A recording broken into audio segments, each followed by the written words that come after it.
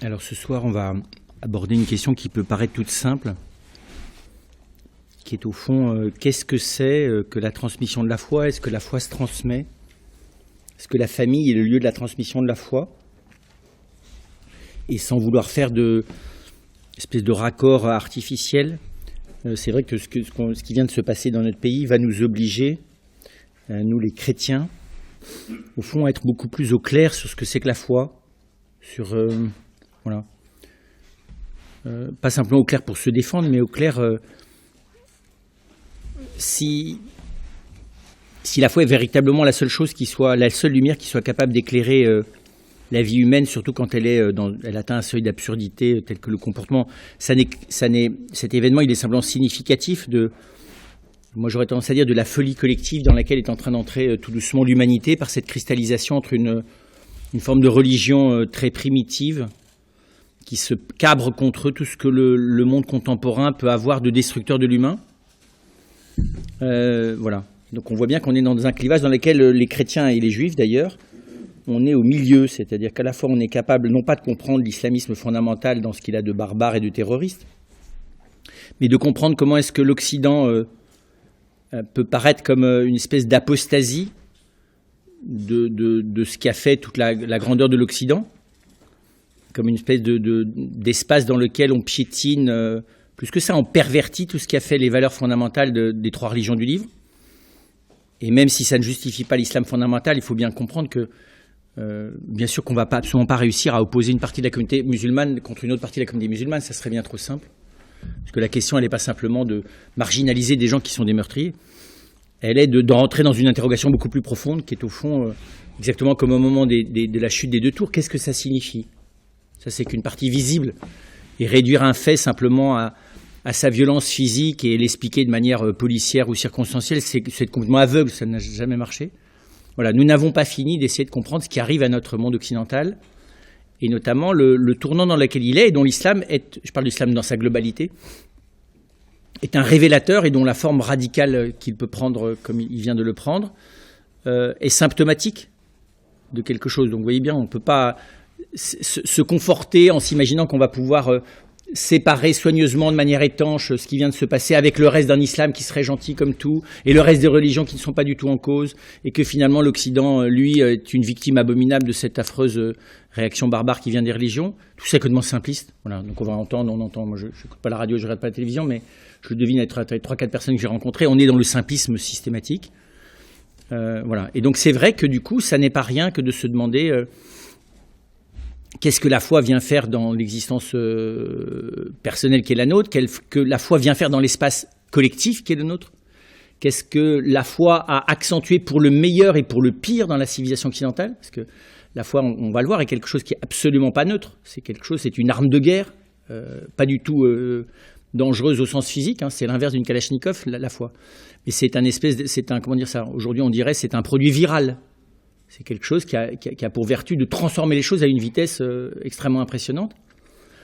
Et c'est vrai que la vision un peu molle que nous avons de la foi, c'est-à-dire la foi, c'est l'adhésion aux croyances de la religion chrétienne qui nous dit des choses sur la vie éternelle et qui nous rappelle les grandes bonnes valeurs de l'humanisme occidental. Voilà. Ça n'a rien à voir avec la foi.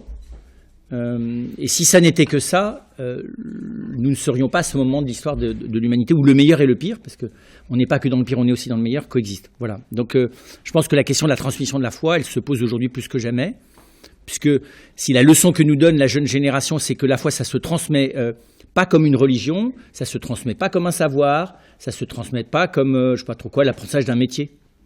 La question est même de savoir si ça se transmet.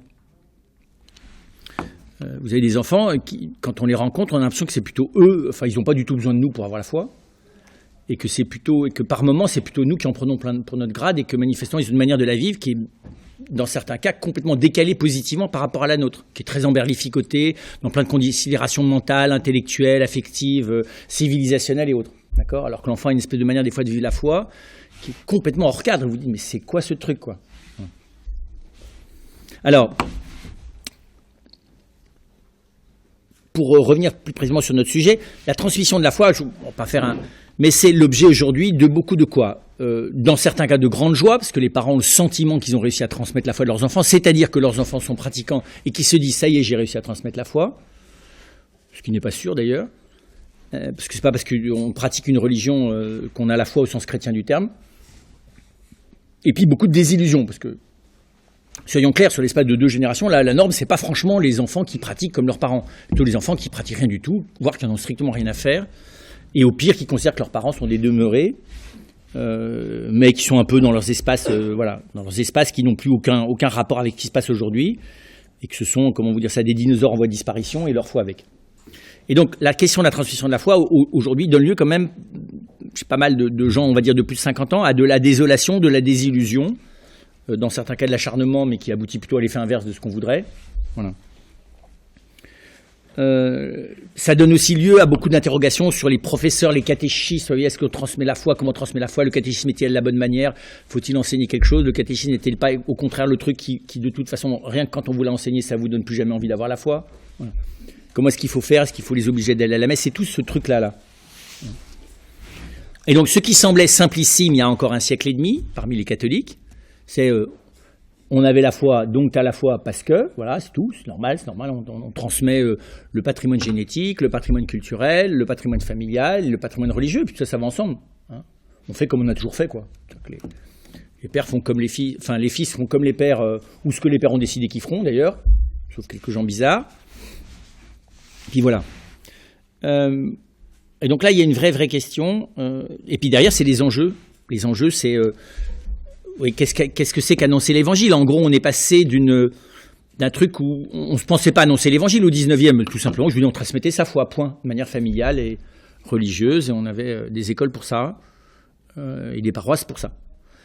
Et puis, on est passé par une phase, vous savez, qui est la phase du chrétien anonyme. C'est-à-dire que la foi, de toute façon, dès que tu en parles, tu es agressif. Donc, il ne faut pas en parler. La foi, ça se transmet plus. C'est chacun qui doit la découvrir. Et moins on en parle, plus ça a de chances de marcher. Bon, voilà, ça, c'est la phase un peu caricaturale de l'après-concile.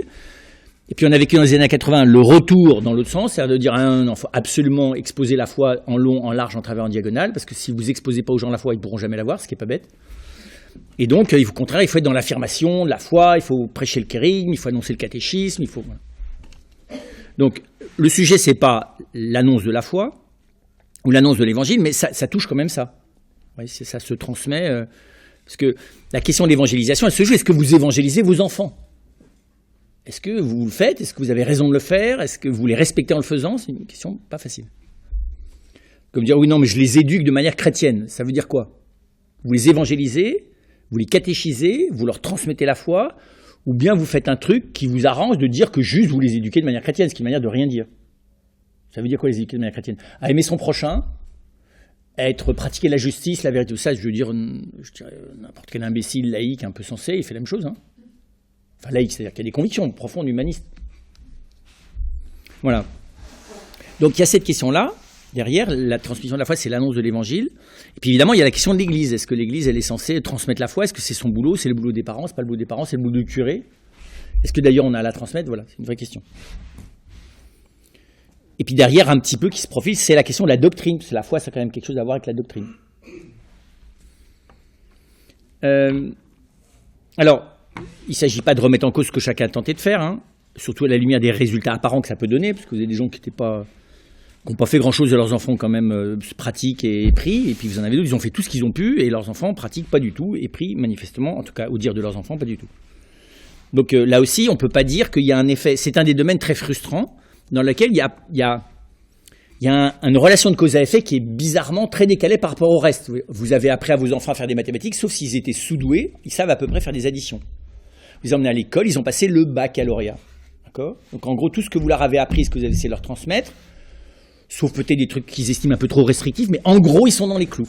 Par contre, vous avez des parents qui ont essayé vraiment de transmettre la foi, et leurs enfants leur disent clairement qu'ils ne l'ont pas et que ça ne les intéresse pas. Et quand vous voyez les parents, c'est pas des affreux cathos, bornés, vous voyez, inintelligents, agressifs, voilà, et émargeant aux extrêmes politiques à droite ou à gauche.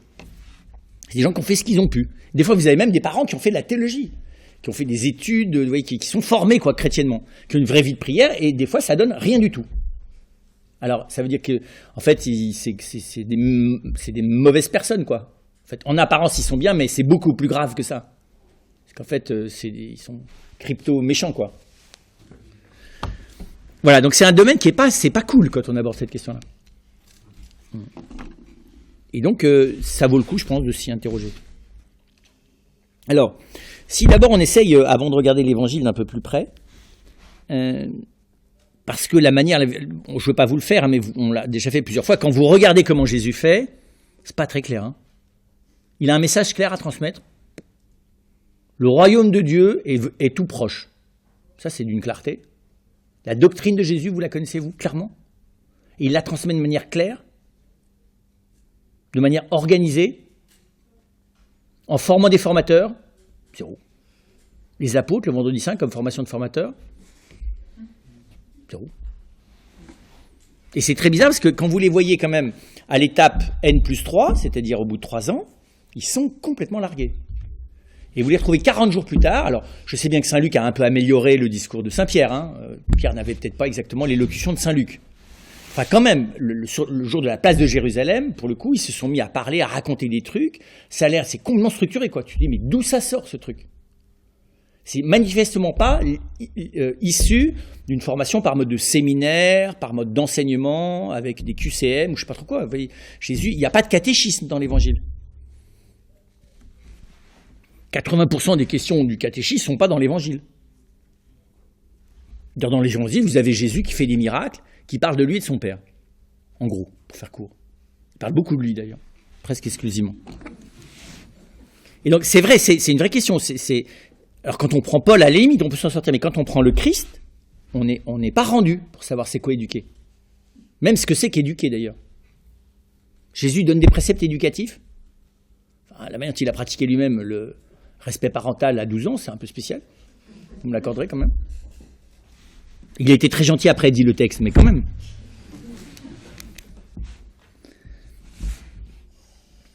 Pas sûr que d'être à 30 ans le corps chez sa maman, c'est bon. Bref, c'est pas objectivement. Vous prenez le Christ, vous n'avez pas de modèle éducatif, pas plus que vous n'avez de modèle familial. La seule famille on vient de fêter la Sainte Famille. Demandez-vous en quoi est-ce qu'elle est exemplaire cette famille. Je ne souhaite pas aux familles de pratiquer, enfin de vivre ce qu'ils ont vécu. Il n'y a pas grand-chose dont on souhaite qu'une famille vive ce qu'a vécu la Sainte Famille. Ni du côté des relations conjugales, ni du côté du mode d'intervention de Dieu, ni de la manière dont tout ça globalement a fini pour Jésus. Enfin voilà, on souhaite aux familles d'avoir plus d'un enfant. Enfin.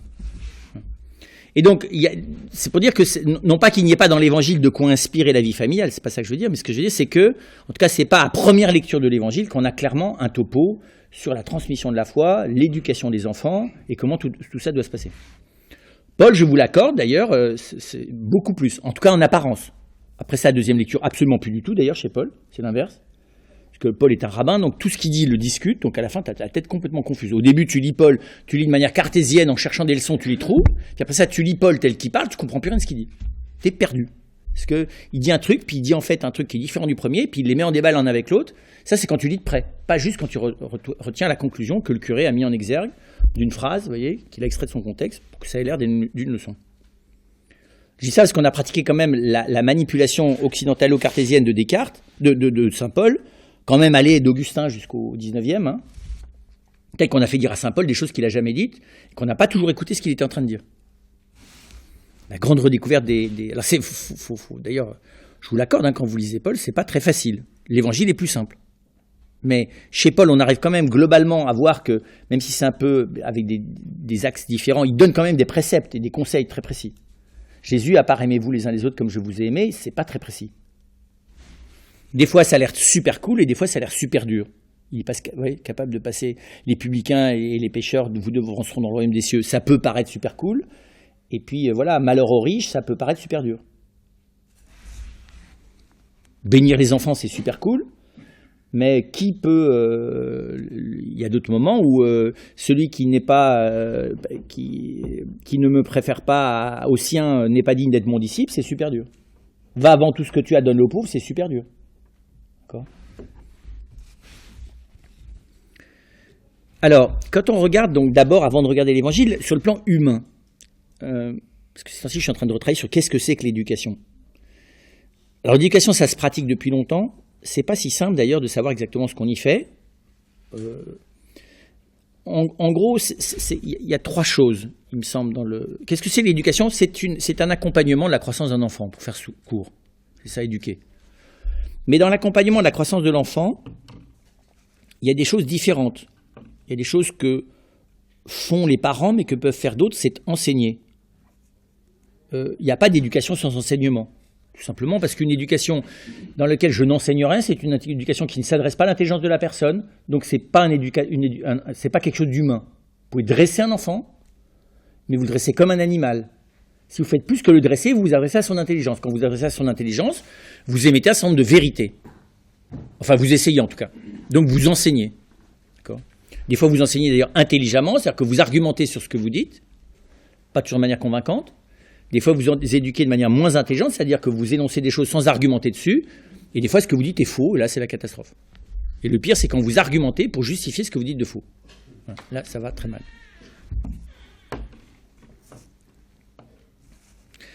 Donc, il y a un élément d'enseignement, et on va le voir, l'enseignement, c'est une transmission de savoir. Même si c'est très particulier comme transmission. Ce n'est pas une transmission automatique, parce que ce n'est pas parce que j'enseigne que l'autre comprend, et ce n'est pas parce qu'il comprend qu'il est capable de le faire, qu'il décide de le faire sien. Vous voyez ? Qu'il y ait une transmission de savoir. Il faut que, ce que j'ai compris, je sois capable de le dire, que ce que je suis capable de dire soit entendu par celui qui m'écoute, et qu'il décide de faire sien ce qu'il a entendu de ce que j'ai dit. Ça va ? Oui. C'est tout un processus. Ça peut bugger à tous les niveaux d'ailleurs. J'ai très bien compris, mais je suis capable de le dire. Je parle très bien, mais je n'ai pas compris grand-chose. Dans les deux cas, ça ne suffit pas. Si vous voulez vraiment enseigner, il faut avoir compris et être capable de dire. Ça, si l'autre n'écoute pas, ça ne sert à rien que vous disiez, ni que vous ayez compris. De toute façon, ça s'arrête là. Parce que juste, il a décidé que parce que vous êtes son père ou sa mère, c'est inintéressant. Dommage. Parce que ce que vous dites est pertinent et bien expliqué. Mais comme vous êtes son père, c'est stupide. Voilà. Puis après ça, une fois qu'il a compris ce qui a été dit, encore faut-il qu'il le fasse sien. Donc la transmission du savoir, je vais aller, est un processus complexe, mais qui normalement présuppose de savoir, et de savoir quand il s'agit de l'éducation de manière personnalisée, évidemment. C'est ce qui est plus difficile. Vous savez, ça arrive, les parents, ils vous expliquent les choses, mais de manière tellement universelle que vous ne les reconnaissez pas dans ce qu'ils disent, quoi. En gros, ils vous disent des choses qu'ils ne font pas. Il n'y a pas de personnalisation. Quand vous faites l'inverse de ce que vous dites, faites attention à ne pas le dire pareil. Par exemple, vous dites, ici, il n'y a pas de gros mots dans cette famille. J'ajoute pas ce que vous ajoutez à la fin de la phrase, mais vous imaginez tout seul. L'enfant ne garde que la deuxième partie de la phrase, pas la première. Mais ce que vous dites est vrai, c'est que voilà, être grossier, c'est quand même absolument incorrect. Même si ça ne vous empêche pas, sans vous en apercevoir, de l'être très régulièrement, que les enfants l'entendent. Par contre, quand ils répètent à voix haute ce que vous dites, vous voyez, là, tout d'un coup, ça se passe très mal pour eux. C'est pas facile d'ailleurs d'expliquer pourquoi est-ce qu'on n'arrive pas à faire ce qu'on enseigne. Mais c'est bon de le dire. Et donc, ça, c'est l'enseignement. Première dimension de l'éducation. La deuxième dimension de l'éducation, c'est l'apprentissage. C'est pas la même chose que l'enseignement, l'apprentissage. Et l'apprentissage, ça ne repose pas sur un savoir, mais sur un savoir-faire. Je ne peux pas apprendre à l'autre ce que je ne sais pas faire. Donc déjà, vous allez me dire, ça sélectionne pas mal. Ça ne sert à rien que tu cherches à lui apprendre ce que tu ne sais pas faire. Ce que tu fais médiocrement, c'est déjà possible. Mais si tu ne sais vraiment pas le faire, il ne faut pas lui expliquer. Enfin, essayer de lui expliquer. Et donc, et très souvent, c'est une déviance qui fait que, comme on aime bien, vous voyez, voilà, on a le souci que nos enfants soient meilleurs que nous. Du coup, on leur explique des vérités, on leur explique comment est-ce qu'il faut faire des choses qu'on n'arrive pas à faire. Et bizarrement, ça produit l'effet inverse, c'est-à-dire que voyant qu'on n'arrive pas à le faire, non seulement ils ne le font pas, mais qu'en plus, ils ne croient plus à ce que vous dites. C'est-à-dire que l'éducation implique une certaine homogénéité, en tout cas une certaine cohérence, on va dire, qui assume la part d'incohérence. Oui, cohérence, c'est-à-dire où voilà, je ne prétends pas être capable de pratiquer les choses aussi bien que j'essaie de les expliquer, et que finalement, ce qui va rester chez l'enfant, c'est de regarder ce que je fais plutôt que ce que je dis dans l'ordre pratique. Et qu'est-ce que c'est finalement l'apprentissage ? Alors vous avez l'apprentissage à un métier, puis vous avez l'apprentissage à la vie humaine, ce n'est pas du tout la même chose.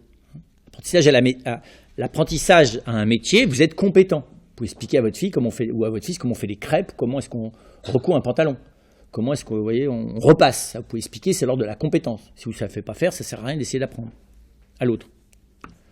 Par contre, très bizarrement, on n'apprend pas à exercer ce qu'on appelle la prudence humainement. C'est-à-dire qu'on n'apprend pas à quelqu'un à exercer le métier de personne humaine. Ça n'existe pas, le métier de personne humaine.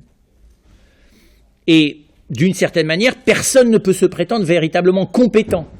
On peut estimer à juste raison qu'on est un peu moins incompétent que ses enfants, vous voyez, mais pour pouvoir décider que je sois compétent, il faudrait qu'on ait rencontré quelqu'un de complètement compétent sur le plan humain. Et on n'en a jamais rencontré.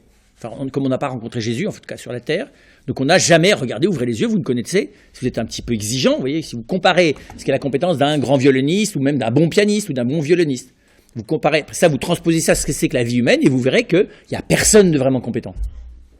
Il y a juste des incompétences relatives. Et les moins incompétents que les autres se disent compétents, mais il ne faut pas se tromper là-dessus. Donc, commencer à s'afficher comme compétent lors de la vie humaine, c'est tout simplement une imposture, et aujourd'hui, ça ne pardonne pas chez un enfant. Il comprend parfaitement que vous n'êtes pas compétent. Ils le savent que vous n'êtes pas compétent humainement, la plupart du temps. Mais ils ne vous demandent pas d'être compétent. Ils vous demandent d'assumer la partialité de votre compétence. C'est tout. Alors en plus, non seulement on ne l'est pas vraiment, puis on l'est de manière partielle, pas que partielle. Enfin, vous voyez, on l'est de manière partielle. C'est-à-dire que vous avez des gens, ils assument très bien en situation, ils conservent leur sang-froid en état de colère. Par contre, dès qu'il s'agit de faire face à la tristesse, c'est fini, c'est des vraies fontaines. Vous voyez, c'est pas homogène. Ce serait super bien si les gens courageux étaient tempérants et que les tempérants étaient prudents. Vous savez, si on pouvait avancer sur tous les niveaux à la fois, c'est-à-dire être à la fois courageux, tempérant, calme, dynamique, créatif, serein, vous voyez, persistant, patient, réactif, tout ça là. Or bizarrement, vous faites le bilan, vous avez des trous, et des trucs, vous êtes là, d'autres vous êtes là. Oui. Alors que si vous êtes bon en piano, vous êtes bon en piano. Et à la limite, vous êtes bon, presque, vous pouvez être domaine d'une manière large, vous pouvez être dans presque tout ce qu'on joue au piano, si vous êtes vraiment quelqu'un de très doué. Et vous pouvez dire, moi je suis très très bon sur le courage, super, mais la tempérance, zéro quoi. Donc il faut se battre, je suis là, mais résister à un verre de plus, non, zéro. Ça veut dire que là où on est, alors on peut être un peu plus compétent dans un domaine que l'autre, hein, mais là où on est tous globalement, pour être très précis, peu compétents, ça s'appelle la prudence. Parce que la prudence, ça s'apprend au fur et à mesure qu'on existe, qu'on vit, et que la prudence, ça s'acquiert que très lentement. Il n'y a pas de surdoué de la prudence. Il n'y a même pas de vrai surdoué du courage. Il y a des surdoués qui font semblant du courage, vous voyez, parce qu'ils sont sous médicaments, sous doping, ou parce qu'on les a, vous voyez, on les a éduqués à la guerre, quoi. Quelqu'un qui a été éduqué à la guerre depuis qu'il a 5 ans, il est, voilà, c'est pas une vraie compétence dans l'ordre du courage. Et donc cet apprentissage, est-ce que je peux dire que c'est la transmission? Oui, quand il s'agit d'un métier. D'ailleurs, si vous formez bien votre fils ou votre fille à réparer la tronçonneuse ou à faire des crêpes ou je sais pas trop quoi, à ranger correctement les valises dans le coffre au moment de partir en voyage, à un moment donné, il a vraiment acquis votre compétence. Ouais, je veux dire, même des fois, il l'améliore. Il arrive encore mieux à ranger les valises en encore moins de temps et avec encore plus d'astuces. Donc, on peut dire que là, il y a une transmission, exactement comme dans l'ordre de l'enseignement. Hein. Donc, l'éducation, là aussi, implique une dimension de transmission du savoir-faire. Mais il n'y a pas de transmission du savoir-être. Non. Pourquoi? Parce qu'il est à souhaiter que le savoir-être de votre enfant soit complètement différent du vôtre. Parce qu'il n'est pas vous. Vous voyez ce que je veux dire? Quand on fait du piano, le piano, c'est une manière d'apprendre à jouer le piano. Par contre, il n'y a pas une manière d'être humain qui se déclinerait selon les individus. C'est très bizarre. Hein, on aimerait ça. On rêve ça depuis les stoïciens. Depuis les stoïciens et les épicuriens. On rêve de trouver une manière esthétique, vous voyez, qui fait qu'on aurait le bon art d'être humain. On aurait la vraie maîtrise de l'humanité. D'accord? Une espèce de maîtrise de soi, quoi. Hein, le grand rêve de la maîtrise de soi. Est-ce qu'il n'y a pas une manière standard? Alors, je peux acquérir de manière standard de l'autodressage. Ça, c'est vrai. Il faut une formation, il faut des moyens, quoi. Il faut d'ailleurs des conditions assez fortes. Mais on peut former, comment vous dire ça, on peut dresser des gens de manière à peu près standard. On vire les brebis galeuses, hein, les gens qui sont trop fragiles, mais vous pouvez former des gens, selon les domaines d'ailleurs, on fait ça bien dans l'entreprise, hein, former des gens à être comme un seul bloc, quoi, des logiques commando. D'accord ? Mais c'est très étonnant, quand on travaille de près, en tout cas sur le plan humain, de voir qu'il n'y a pas de savoir-être universel. Ça n'existe pas. Il y a un savoir-être universel, il y a un savoir-faire universel des pianistes. C'est pour ça d'ailleurs que tous les pianistes du monde sont capables de discuter entre eux avec les mains, même s'ils ne connaissent pas la langue de l'autre. Par contre, va-t'en expliquer avec tes mains ta prudence à l'autre. Zéro. Pourquoi tu décides ça dans telle situation? Avec les mains, tu t'en sors pas. Hein. Alors que le piano, la maçonnerie, les crêpes, vous voyez, ça s'explique avec les mains presque. Tu montres comment il faut faire. Et l'autre, il rentre dans ta manière de faire. Bizarrement, si tu montres à l'autre comment il faut être prudent, ça ne marche pas du tout. Parce qu'il fonctionne bizarrement dans sa propre existence. Alors tu voudrais que ça marche. Et d'ailleurs, des fois, les parents s'imaginent que ça marche. Que les enfants imitent matériellement, évidemment, parce que ça s'imite que matériellement, la manière de faire prudentielle. Donc ils prennent des tons, des pauses, des trucs. Tous les gamins font ça. Ils s'entraînent à être des grands. C'est marrant. Plus âgés, c'est pathétique. Enfin, ce qui est pathétique, c'est le fait qu'ils imitent, enfin, de manière marrante, hein, ce que les adultes font de manière pas du tout marrante, pathétique. Parce qu'évidemment, l'adulte qui est dans un rôle, il est pathétique. Et on est dans un rôle, c'est très bizarre, on joue un rôle sur le plan de la vie humaine, hein, chaque fois qu'on n'a pas assez, qu'on ne sait pas être soi. C'est très clair. Donc, à défaut de savoir être soi, ben, on prend un rôle tout fait, quoi. Qu'on sait fabriquer tout seul, ou par imitation, ou par contraposition, enfin voilà. Donc, tu parles exactement comme ton père, ou exactement à l'inverse de ton père, c'est comme ton grand-oncle. Donc, tu n'échappes pas à la mimésis, quoi. Et donc, c'est pas facile d'admettre là, sur le plan simplement humain, que l'apprentissage du savoir-être ne se fait qu'en aidant l'autre. Je forme pas l'autre. Je forme l'autre à faire des crêpes. Je forme l'autre à faire du piano. Je forme l'autre je peux même former l'autre à comprendre des problématiques philosophiques, des problématiques scientifiques. Mais je forme pas à la prudence directement. Je ne peux qu'aider à. Alors, une fois que j'ai dit ça, je peux dire, mais finalement, j'ai aussi à aider à acquérir du piano. Parce que le piano, ça rencontre la personne. C'est pas que de la technique. C'est aussi quelqu'un qui joue. Et là, tu peux pas former à ça. Tu formes pas l'âme du pianiste. Tu formes sa technique, mais tu formes pas son âme. Et avec la même technique, ça donne un virtuose complètement froid et quelqu'un qui, avec moins de technique, pulvérise l'émotion, quoi. C'est pas toujours les grands techniciens qui sont les grands inspirés. Alors, les gens qui sont nuls techniquement, ils ne seront jamais très inspirés. Mais voilà. Et donc, c'est très impressionnant de voir que je ne fais que mettre des mots là sur ce que, en gros, on a découvert les 50 dernières années, hein, les 100 dernières années, je suis d'accord. Sur le fait que, voilà, c'est pas facile de jouer avec ces différents claviers. Et d'accepter que là, alors comment j'aide l'autre à savoir être lui-même? En apprenant à l'être moi-même, hein. Je ne peux pas mieux aider l'autre à apprendre à être lui qu'en apprenant à être moi. Non. Et la forme de cette aide, c'est le conseil. Quand vous êtes dans l'ordre d'un métier, il n'y a pas de conseil. Vous donnez un ordre. Tu dis là, tu prends ta poêle comme ça et tu la fais sauter comme ça. C'est pas un conseil, c'est un ordre. Parce que c'est que comme ça que ça se fait bien. Tu peux faire ça autrement si ça t'amuse. Mais la vraie manière de faire, c'est comme ça. Ou la bonne manière de faire, d'ailleurs, c'est pas la vraie, c'est la bonne, c'est comme ça. Par contre, est-ce que là, il faut que tu choisisses d'aller vers le bac S ou le bac D ou le bac A ou... Il n'y a pas de loi là-dessus. Bon, si tu es nul en maths, ça ne sert à rien de t'acharner sur le bac S. Mais si tu es bon en maths, sauf que ça ne t'intéresse pas, que la littérature te passionne, tu fais quoi? Qui peut savoir ce qu'il faut faire? Personne. Qui peut prétendre donner le bon conseil là-dessus? Personne. Tu dis, mais ouais, tu comprends comment ça va faire des maths, pourquoi tu vas faire de la littérature? C'est pas vrai, parce que des fois, tu deviens tellement bête pendant le temps de la prépa que tu n'es plus jamais capable de comprendre quoi que ce soit à la littérature, c'est tout, ça t'a vrillé la tête. Enfin, des fois, la prépa littéraire, elle te la vrille encore plus, mais bon. C'est pour dire que c'est les choix, vous voyez, et on voit la prudence sur les choix humains. Sur les choix humains, je ne peux pas prétendre former l'autre. Je peux prétendre, et là, l'éducation n'est donc plus une transmission, mais un accompagnement. Et une aide qui est, par le conseil, 2, qui est de l'ordre de la présence. C'est pas la même chose. Il y a des gens qui conseillent bien, mais ils sont exaspérants quand ils sont là. Ce qu'ils disent est juste, mais ils te le rappellent toutes les 2 minutes, tu vois. Et puis après ça, ils te soulignent finalement c'était le bon conseil. Tu vois, juste, ok, j'ai entendu, dégage, quoi. C'est bon, ok, j'ai entendu. Tu me laisses me débrouiller avec ce que tu m'as dit. Puis il y en avait d'autres, quand ils ouvrent la bouche, d'abord on ne comprend pas très bien ce qu'ils veulent dire. Bon. Mais par contre, quand ils sont là, super rassurants, quoi. Ils savent te permettre que tu te cales. Et tout d'un coup, tu deviens plus intelligent dans ta manière de discerner. Quand tu les écoutes, tu ne comprends pas. Mais quand tu te mets auprès d'eux, là, tu te cales. Et c'est pas simplement affectif. C'est de la présence personnelle. Les gens qui sont rassurants comme ça, c'est pas juste des gens gentils. Hein. C'est des gens qui sont eux-mêmes. Mais c'est parce que tu es toi-même que tu sais le dire. Que tu sais donner un conseil. C'est pas la même chose. Tu as des gens qui sont très, très bien eux-mêmes, mais ils ne savent pas formuler. Parce qu'ils n'ont pas le mode de réflexion qui leur a permis de prendre de la distance par rapport à leur manière d'être et de le transformer en conseil. C'est tout. cette présence-là, ce qui est intéressant, donc toujours dans le cadre de l'éducation, c'est pas loin d'aimer quelqu'un. Hein, puisque c'est mettre ce que je suis à disposition d'autrui dans la présence.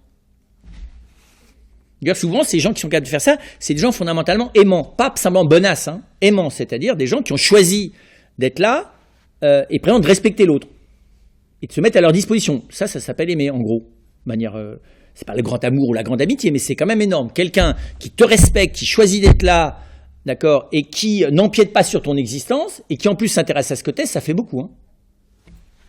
Les gens qu'on aime, ils font pas tout ça. Enfin, et on fait pas tout ça pour eux non plus, d'ailleurs. Donc, vous voyez, c'est intéressant de voir que sur le plan de l'éducation, il y a des choses qui ne relèvent pas de la transmission. C'est pas non plus tout à fait de l'émulation ou de l'osmose, hein. C'est plus par participation. C'est-à-dire qu'en gros, il y a quelque chose d'un savoir-être moi-même qui ne se fait que en bénéficiant de la manière dont l'autre apprend à être lui-même. Où on participe à la vie l'un de l'autre. Quand je te transmets un conseil, je ne participe pas nécessairement à ton existence de manière directe. Quand je t'enseigne, je ne participe pas nécessairement à ta vie de manière directe. Par contre, quand je commence à t'aider dans ta manière d'être, là, je suis impliqué dans ton existence. Et dire, du coup, je te laisse aussi entrer dans la mienne. Vous voyez ? C'est important de voir que là, on est dans une phase de... Donc c'est très bizarre que là, il y a une espèce de... Donc là, on n'est plus dans la transmission, on est dans un enrichissement mutuel d'ailleurs, si on veut vraiment aller au bout des choses. Parce que je ne suis capable de favoriser chez l'autre la découverte de ce qu'il est qu'à moins d'un engagement relativement fort qui me met en chantier moi-même. Voilà. Et c'est la phase, il faut reconnaître, où souvent les parents calent là, parce qu'ils n'ont pas envisagé qu'en gros, ils avaient juste... qu'après l'éducation, il y a l'auto-éducation, et que donc d'être parent, c'est de s'auto-éduquer encore plus intensément qu'on a été éduqué, en corrigeant d'ailleurs, en rééduquant la partie non éduquée de nous, parce que quand on arrive à la phase de l'auto-éducation, pour les plus précoces, c'est 10-12 ans, pour les plus tardifs, c'est vers 45 ans, mais où on commence à s'apercevoir qu'évidemment, il faut bien travailler sur soi, quoi. Et que là-dedans, il faut travailler sur ce qui a déjà été fait, sur ce que je suis, puis ce qui a déjà été fait. Dans ce qui a déjà été fait, si ça se trouve, on m'a appris des trucs à l'envers, quoi. J'étais gaucher, on m'a obligé de travailler à droite, c'était tous des musiciens, mais moi je voulais être peintre, enfin voilà. Et donc, il y a une phase là à la fois de développement, de prolongement de ce qui a été fait correctement, de correction, ce qui n'est pas facile, de ce qui n'a pas été fait, et même de travailler aussi sur la part de faille que tout ce processus a engendré. Puisque comme en gros, les parents sont un tout petit peu moins incompétents que les gens qu'ils éduquent, inévitablement, ça donne des bugs partout. C'est prévu comme ça. Enfin, c'est pas prévu comme ça, mais c'est un fait.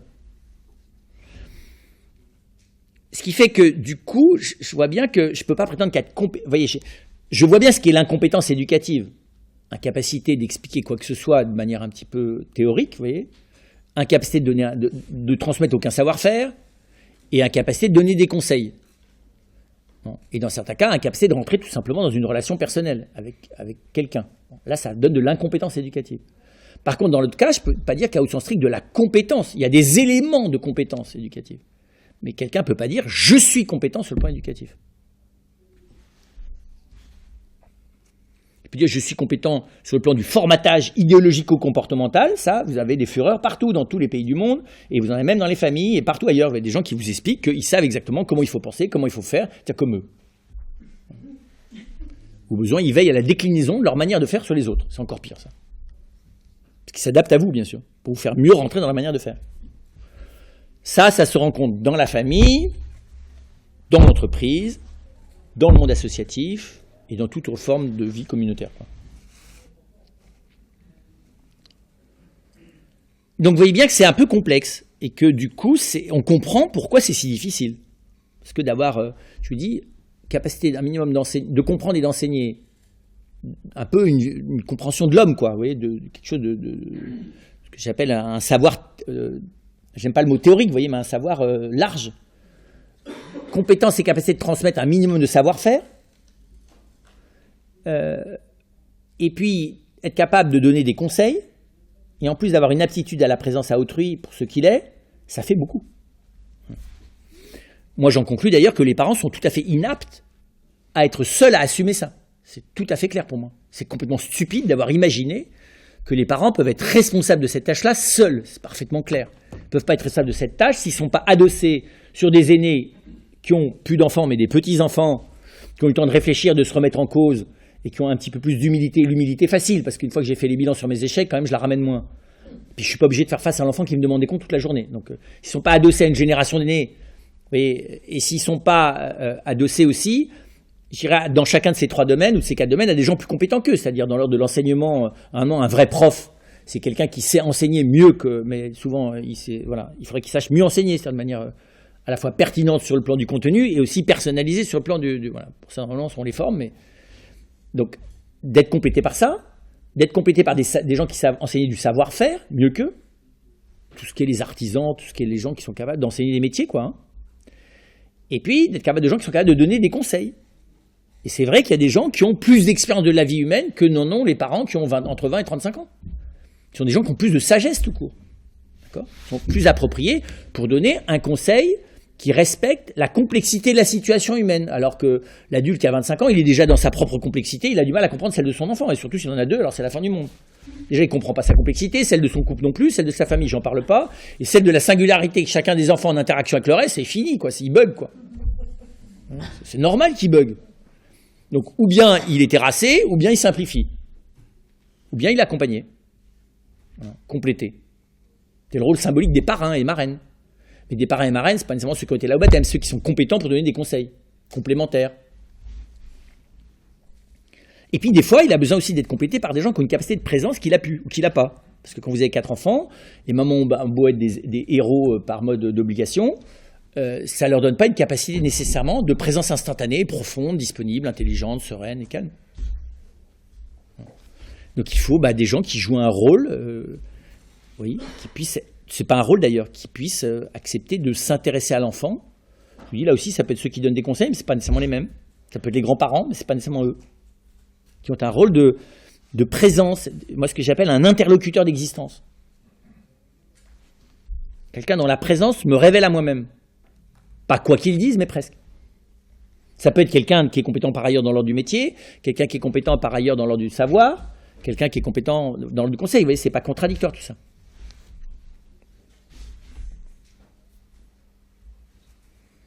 Et donc, l'éducation, ce qu'avait très bien compris Aristote, est une tâche collective. C'est très clair, ce que nous avons complètement oublié.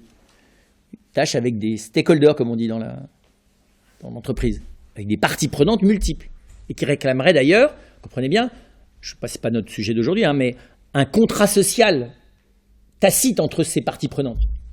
Moi, je rêve du moment où on fera signer, alors, à partir de l'âge de 7 ans, un contrat tripartite entre l'enfant, qui a un tiers des cartes dans ses mains, le prof, qui a un tiers des cartes dans ses mains, et les parents, qui ont un tiers des cartes dans les mains. Un contrat tripartite, avec l'obligation et devoir réciproque. Pour garantir qu'un enfant de 7 ans, il comprend très, très, très, très bien. Vous en avez même, vous pouvez commencer à 5 ans. Ils ont très bien compris le pouvoir qu'ils avaient sur les autres. Le prof, ou la maîtresse, et les parents. Et ils sont tout à fait capables de faire la distinction entre leurs droits et leurs devoirs. Hein. Enfin, surtout, d'ailleurs, leurs droits. Ils discutent les devoirs et ils réclament les droits. Ils font ça très bien. C'est des petits Français en herbe très tôt. Petites Françaises aussi, encore plus. Parce qu'en plus, elles ont acquis le féminisme dans la peau, et donc, vous voyez, elles sont dans la revendication au carré de leurs droits et dans la négociation encore plus dure de leurs devoirs. Et donc, cette tâche collective aboutit pour une part à une transmission, mais encore une fois, plus profondément encore, à comment vous dire ça, à la création d'un environnement de croissance. C'est-à-dire à ce que j'appelle moi une aide, je ne sais pas comment appeler ça autrement. À la mise à disposition de la personne de ce qui va lui permettre de se développer dans son autonomie. Autonomie en partenariat ou en relation avec les autres, et pas seulement autonomie par défaut, enfin vous voyez, en s'isolant des autres. Là-dessus, quoi dire ? 2 choses. D'abord, je ne le développe pas, mais ce qu'on transmet par contre, c'est les défauts. Alors ça se transmet mais à une vitesse supersonique. La vertu ne se transmet pas, vous avez compris ? Le savoir se transmet qu'avec le consentement de l'enfant. D'accord ? Savoir faire, savoir penser. Mais le défaut, lui, ça se transmet, mais t'as même pas besoin de faire un effort, quoi. Ça marche tout seul. Les erreurs, je m'y fais la liste. Les défauts, les erreurs, les failles et les désespoirs. La culpabilité, l'angoisse, super, ça se transmet vachement bien.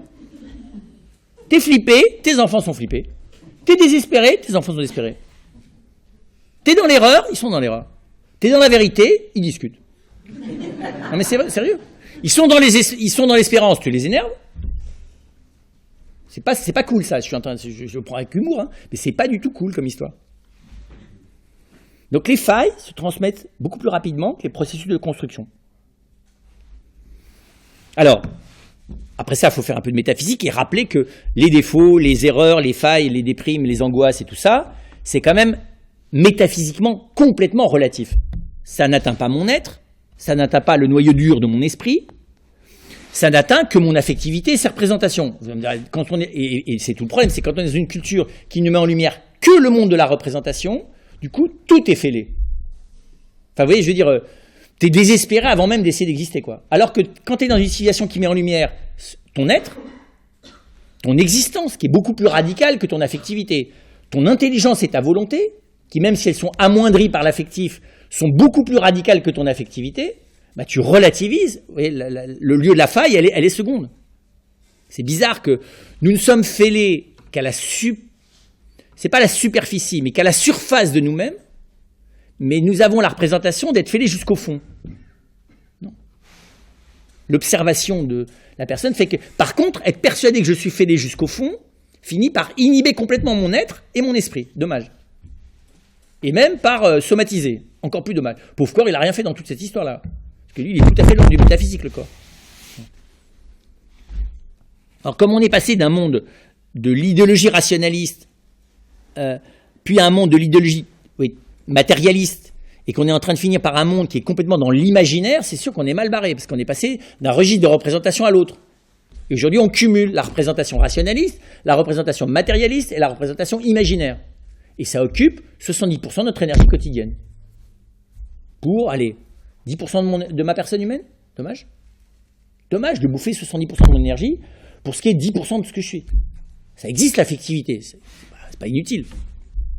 Ça rajoute de l'animation, de la décoration, de la couleur, de l'ambiance. C'est vrai. Mais c'est quand même pas le dur de mon être.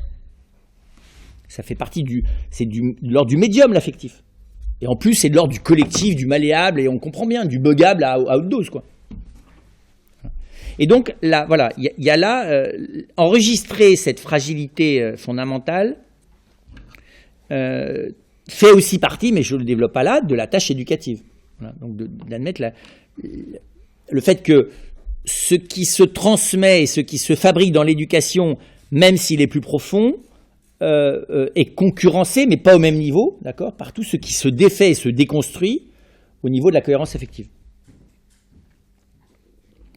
Alors, ensuite, y a-t-il un enseignement, du coup, religieux? C'est une vraie question. Y a-t-il une éducation religieuse?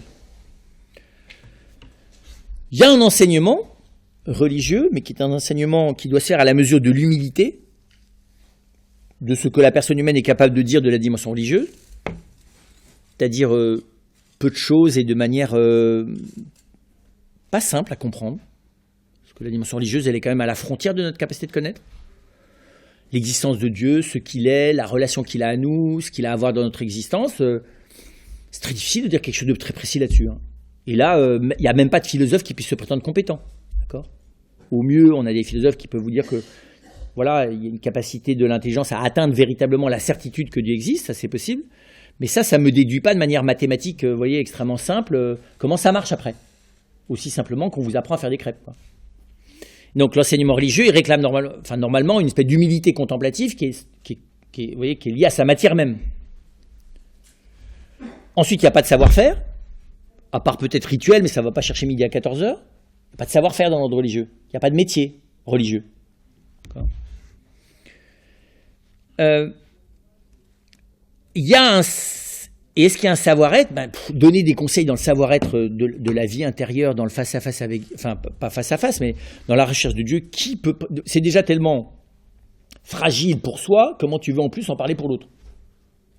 Donc les maîtres spirituels, Enfin, pardon, moi je trouve que c'est pathétique de s'imaginer qu'on a un maître spirituel. C'est ridicule. Par défaut. Hein. Par défaut, on peut estimer que quelqu'un est un maître spirituel parce qu'il, comme les parents, si vous voulez, il est un peu moins incompétent. Mais de penser que quelqu'un est compétent spirituellement, c'est une erreur complète sur le plan simplement humain. C'est pas intelligent. Il n'est pas compétent religieusement. Il est simplement plus conscient de son incompétence. D'ailleurs, c'est ce que sont les vrais, ce qu'on appelle des maîtres spirituels, qu'on ne devrait pas appeler des maîtres spirituels, mais des aînés en spiritualité. Ce sont des gens qui sont simplement beaucoup plus compétents que les autres sur l'immensité du mystère de la personne humaine et la faiblesse de la connaissance qu'on en a, pour être clair. Donc c'est juste des gens qui paniquent pas devant la grandeur de ce qu'on est et la fragilité qui est la nôtre. C'est à peu près ça. Et puis c'est la même chose du côté... Alors, oui, la présence, ça va ensemble avec la présence, parce que la recherche personnelle religieuse, elle aboutit normalement à quelque chose d'un accroissement de la capacité d'aimer, parce qu'on se tourne vers vers une source d'amour qui est infiniment plus grande que nous. Donc, normalement, celui qui prie au sens de se tourner vers Dieu pour essayer de l'aimer a normalement une capacité d'aimer et progressivement de présence à soi-même et à autrui qui augmente. Voilà, c'est pour ça que vous avez des gens qui sont priants, même s'ils ne sont pas capables de donner des conseils, parce que ou bien ils sont tellement effarés devant la grandeur des choses qu'ils n'osent rien en dire, ou bien parce qu'ils vivent quelque chose sur lequel ils ne savent pas mettre de mots. Mais c'est vrai que ce n'est pas toujours les mêmes, là aussi, dans le domaine religieux. Vous avez des gens qui donnent des bons conseils, mais ils sont moins impressionnants par leur présence. Vous en avez, il vaut mieux qu'ils ne parlent pas trop. Vous avez des gens, ce n'est pas leur grâce de prêcher, hein, ou même d'expliquer les choses religieusement, parce qu'ils ont tellement le respect du mystère que ça devient compliqué dès qu'ils ouvrent la bouche. Vous en avez d'autres, c'est tellement simpliste que c'est louche. Et dans les deux cas, ça peut être des gens qui, par ailleurs, ont une qualité de présence qui est très grande. Alors que vous avez certaines personnes chez qui la dimension contemplative religieuse fait vraiment partie profondément de leur vie, mais à cause de telle ou telle fragilité affective, leur mode de présence est toujours parasité par autre chose.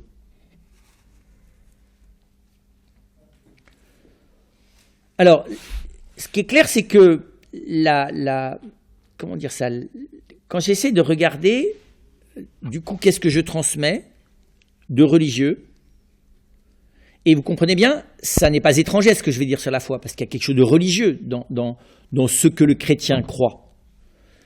Et notamment, cette transmission, elle est d'abord sous la forme de la proposition d'une vérité contemplative.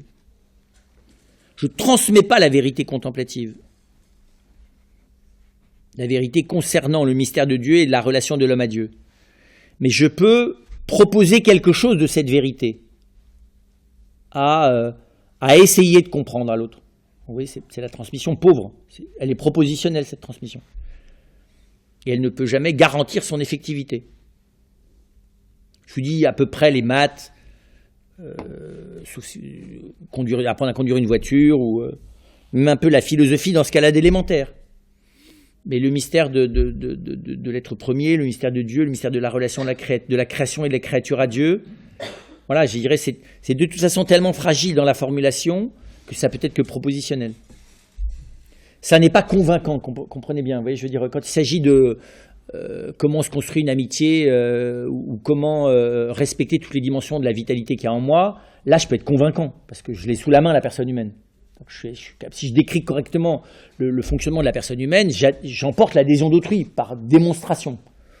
Quand il s'agit de Dieu, c'est jamais convaincant les démonstrations de l'existence de Dieu, parce que ça a l'air de sortir de la tête de l'autre et on ne voit pas très bien le rapport avec le réel. C'est-à-dire que, je prends l'exemple de notre fondateur qui était un philosophe, il ne parlait pas de démonstration, il parlait de voie d'accès. C'est très beau comme en montagne. Tu as ouvert une voie. C'est pas parce que tu as ouvert une voie que les autres sont capables de la monter. Et tu peux avoir mis des pitons, encore faut-il que les autres la montent. Tu peux que faire ça. Tu peux que proposer une voie d'accès. Tu n'es pas capable de créer un ascenseur. Deuxièmement, il y a une proposition de relation personnelle. C'est la deuxième chose. C'est-à-dire que la manière de transmettre quelque chose de la vie intérieure religieuse, c'est-à-dire de la vie d'adoration, de la quête de Dieu, c'est par la présence et par l'amitié, si vous voulez, par une amitié spirituelle, une vraie relation personnelle. Où là encore, il n'y a pas une transmission au sens immédiat du terme, mais il y a quand même un partage, on va dire ça comme ça, qui est plus que de la transmission. Et donc, à cette lumière-là, si j'essaie de regarder la question de la foi, d'abord, je vois bien dans l'Évangile que la foi ne relève pas d'une connaissance d'abord humaine. C'est-à-dire que la foi, ça ne consiste pas, je vous dis, à simplement adhérer à des considérations générales sur le mystère de Dieu, le mystère de la créature humaine et le mystère de l'homme, qui sont, comprenez bien, rationnellement compréhensibles et convaincantes. Il s'agit clairement d'un autre registre. Et d'un registre précisément où ni moi, ni celui qui essaye de me transmettre la foi, entre guillemets, n'a d'accès... c'est très bizarre, c'est à la fois un accès direct, et en même temps j'accède à rien. J'accède à rien au sens où je ne comprends pas quelque chose. On me dit Jésus est le Fils de Dieu, je ne le comprends pas. On me dit le Christ est mort pour sauver l'humanité, je ne le comprends pas. On me dit les souffrances du Christ étaient infiniment méritoires, je comprends encore moins. On me dit que Jésus est présent dans l'Eucharistie, je ne comprends rien du tout. Je ne comprends pas. Je peux admettre cette vérité, mais je l'admets comme quelque chose dont je n'ai pas de compréhension. J'ai la compréhension des éléments de cette vérité, qui soit Dieu et homme, je comprends pas ce qu'est Dieu, mais je comprends en gros ce que ça veut dire d'être Dieu, je comprends en gros ce qu'est Dieu, mais que Dieu soit homme et que l'homme soit Dieu, ça je comprends pas ça. Que le Christ soit mort, je le comprends, qu'il soit mort de manière héroïque, je le comprends, qu'il soit mort de manière exemplaire, je le comprends, que par ailleurs Dieu puisse sauver les hommes, je le comprends d'ailleurs pas très bien, mais alors que ça soit connecté à ça, je le comprends pas. Que le Christ nous a beaucoup aimés, qu'il nous a laissé un repas symbolique du partage de son amour, je le comprends. Qu'il est mort sur la croix et qu'il a versé son sang sur la croix, je le comprends. Mais que ça correspond à ça, je le comprends pas. D'accord ? Je comprends que Dieu m'aime, je comprends que je suis une créature, mais je comprends pas que je puisse vivre la vie de Dieu. Faut pas rigoler. Je le comprends pas. Souvent, d'ailleurs, je le crois même pas. Et donc, il y a là vous voyez bien, donc je vois bien que je ne vais pas m'en sortir avec ce que je viens de dire. Puisque je ne suis pas face à quelque chose dont j'ai la maîtrise, ni intellectuelle, ni pratique.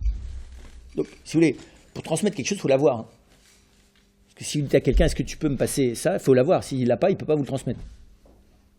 Alors on dit qu'on a la foi, c'est-à-dire, c'est une bonne question de savoir qu'est-ce que ça veut dire avoir la foi. Avoir la foi, c'est avoir reçu de Dieu la grâce, c'est-à-dire que Dieu lui-même me convainc de ce qu'il me donne à recevoir comme vrai. Ça, tu as un pouvoir là-dessus? J'ai zéro pouvoir. Moi, la grâce de Dieu, je n'ai pas la main dessus. L'action de Dieu en moi, mais alors je n'ai pas du tout la main dessus. Et la vérité auquel il veut me faire accéder en m'en donnant la grâce, mais j'en ai zéro accès du tout. Pourtant, j'en suis le réceptacle. Non ? Donc, j'ai la foi au sens où j'en suis le bénéficiaire. Je suis clairement bénéficiaire de ça, puisque à un moment donné, je suis bien obligé d'admettre que dans ma vie, ce qui m'apparaissait incroyable m'apparaît aujourd'hui certain. Je ne suis pas capable de m'expliquer comment, mais je suis obligé de le reconnaître. Je me souviens très bien d'un jeune qui était arrivé c'est un jeune que j'ai rencontré qui m'a dit « Mais moi, de toute façon, le problème, c'est que je ne recevrai jamais la grâce de la foi. Je ne peux pas croire, c'est structurel à ma personne. » Je dis là, je suis désolé de vous dire, ça ne veut rien dire. Ici, je vous assure, moi, je suis fabriqué de manière comme un matérialiste. C'est même pas possible. Si on parie, il a pris une année de disponibilité. Il n'a pas fait ça léger. Hein. Une année, il est venu faire de la philosophie et de la théologie à Saint-Joseph. Je dis, waouh, il est courageux. Alors, ça vous met une obligation, une pression maximum. Alors, c'est très beau. Et effectivement, je me suis aperçu au fur et à mesure de l'année qu'il était complètement positiviste. Il ne croyait que ce qu'il touchait, que ce qu'il voyait. Il était vraiment, vous voyez, fabriqué dans la science moderne, quoi. Et c'est très beau à la fin de l'année, parce qu'il avait évidemment par ailleurs une immense bonne volonté. Il m'a dit, je ne peux plus dire, je ne peux pas encore dire que je crois, mais je ne peux plus dire que je ne crois pas. C'était très beau comme formulation. Et j'aimais beaucoup dans le « je ne peux pas dire que je crois », c'est-à-dire que j'ai pas de maîtrise de ce qui se passe. J'en ai même pas au point de dire que ça se passe. C'est admirable, hein. Le nombre de gens qui vous disent « mais de toute façon, moi, j'ai pas reçu la grâce de la foi ». Non, si tu voudrais l'avoir, sous la main. Tu l'as reçu, des fois même tu la vis, sauf que tu n'arrives pas à mettre la main dessus. Et alors ? Ton cœur bat, tu ne mets pas la main dessus. La vie, tu ne mets pas la main dessus, elle te traverse la vie. Tu ne peux pas mettre la main sur la vie. Tu peux la supprimer. Tu ne peux pas mettre la main dessus. Tu peux mettre la main sur le corps, mais tu ne mets pas la main sur l'âme. Tu ne peux pas mettre la main sur la vie. Ben, la foi, il y a quelque chose. Enfin, c'est analogique, hein, c'est une métaphore. Hein. Tu ne peux pas mettre la main dessus. Tu peux la supprimer. Coupons l'oxygène. Et donc, là, du coup, je vois bien que, comment vous dire ça, à la fois, donc là, on est du point de vue, vous voyez, de la vérité sur le Christ. Je vais regarder la vérité sur le Christ, puis l'amour du Christ, parce que dans la foi, il y a à la fois une vérité et un amour, hein, par analogie avec les... Donc, et c'est normal que les parents, ou même qui que ce soit d'ailleurs, cherchent à transmettre à ceux qu'ils aiment quelque chose de cette vérité dont il vit, et qu'il croit, et quelque chose de cet amour qui le change. C'est normal, c'est légitime. Et donc, je vois bien que je ne vais pas pouvoir m'y prendre. Qu'est-ce que je peux faire par analogie avec ce que je viens de vous dire sur l'éducation? C'est transmettre la formulation religieuse de la foi chrétienne, c'est dans le catéchisme de l'Église catholique. Je peux tenter de transmettre la manière intelligente de comprendre la pratique liturgique, acquérir un sens symbolique, oui. Si vous avez des gens qui n'ont aucun sens symbolique, si possible, amenez-les dans une paroisse dans laquelle ils vont entrer dans le mode esthétique de cette paroisse qui va les aider à comprendre comment est-ce que... Parce qu'il y a un art de la pratique au sens esthétique du terme. La liturgie, normalement, c'est de la beauté. Ça s'apprend, la beauté. Ça ne tombe pas, voilà. Et puis, dans l'ordre de la beauté, il y a une objectivité, puis en même temps, il y a des goûts et des couleurs. Donc, il faut à la fois tenir compte des goûts et des couleurs, et en même temps de l'objectivité. C'est pas simple, d'ailleurs. Hein. C'est pas l'élément déterminant. Mais il y a des gens chez qui ça peut jouer malheureusement un rôle, heureusement, un élément clé. C'est-à-dire qu'en gros, on leur parle de vérité, on leur dit qu'il faut beaucoup aimer, mais vu la laideur des choses, l'inesthétisme inhumain de ce qu'ils voient, ils se disent, attends, cassons-nous, quoi. Comment tu veux prétendre aimer quand c'est avec cette espèce d'irrespect radical de la créature et de la création? Parce que la laideur, c'est l'irrespect quand même. Hein. C'est pire que la pollution, la laideur. La pollution, ça pollue que l'organisme. Hein. La laideur, ça pollue l'esprit. Et inutile de dire que les religions, au sens large, ont fait fort quand même dans leurs histoires, dans l'ordre de la laideur, de l'inesthétisme, ou de l'esthétisme pervers, parce que vous avez aussi la version perverse. Vous savez, c'est que on est dans l'esthétique religieuse, sauf qu'on est dans un truc complètement à l'ouest, quoi. Aussi bien dans la ritualité primitive. Moi, je pense toujours aux Vierges de Parmesan. Un jour, aller sur Internet et aller chercher le peintre Parmesan, peintre de la Renaissance, et regardez, pas plus de 2-3 minutes, la tête des Vierges qu'il peint. Je ne sais pas si c'est un pervers narcissique, mais vu la tête qu'il a fait la Vierge, il n'était pas bien, quoi. Vraiment pas bien. Ni dans le rapport à sa maman, ni dans le rapport à la femme, ni dans le rapport au corps de la femme, il est vraiment pas bien, monsieur Parmesan.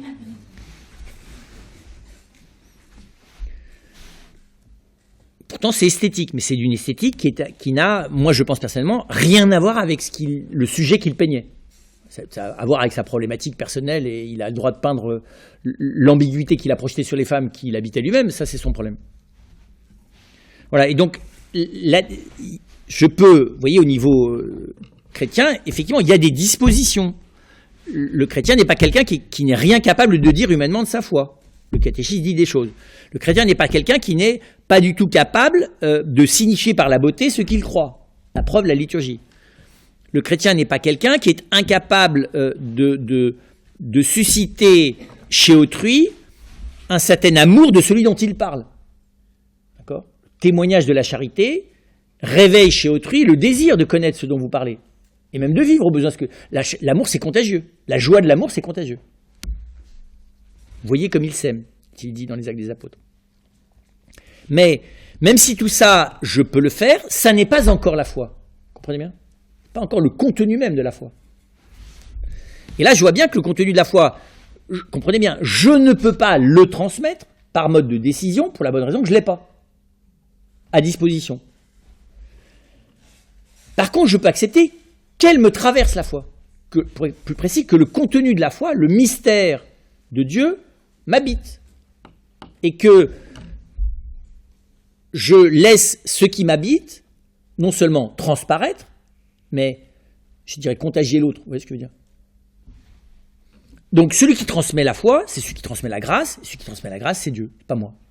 Par contre, moi, je peux être instrument de cette transmission, non pas sous la forme d'un instrument qui décide qu'il transmet, mais sous la forme d'un instrument qui laisse faire celui qui transmet. Qu'il grandisse et que je diminue, dit Saint Jean-Baptiste. Et vous voyez bien, c'est pas ça auquel on pense, nous, spontanément. Parce qu'évidemment, comme l'inquiétude fait qu'on occupe trop de place, c'est déjà vrai au niveau éducatif, humain, plus tu es inquiet pour ta fille, plus tu vas l'énerver avec tous les conseils que tu lui donnes. Ce qui va d'ailleurs finir par rendre inaudible ce que tu dis tout à fait pertinent, qu'elle aurait fini par faire si tu t'étais têtu. Non ? Et c'est la même chose pour les garçons. T'expliques tellement à ton fils qu'il faut être ambitieux que ça lui donne juste envie, c'est d'être clodo.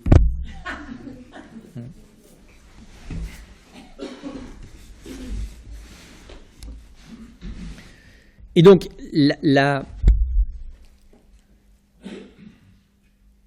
cette vérité, elle ne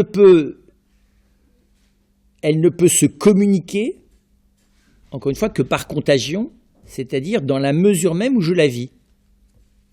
Autrement dit, c'est la lumière de cette vérité, pour autant qu'elle éclaire ma propre existence, qui va toucher le cœur de ceux qui me sont proches.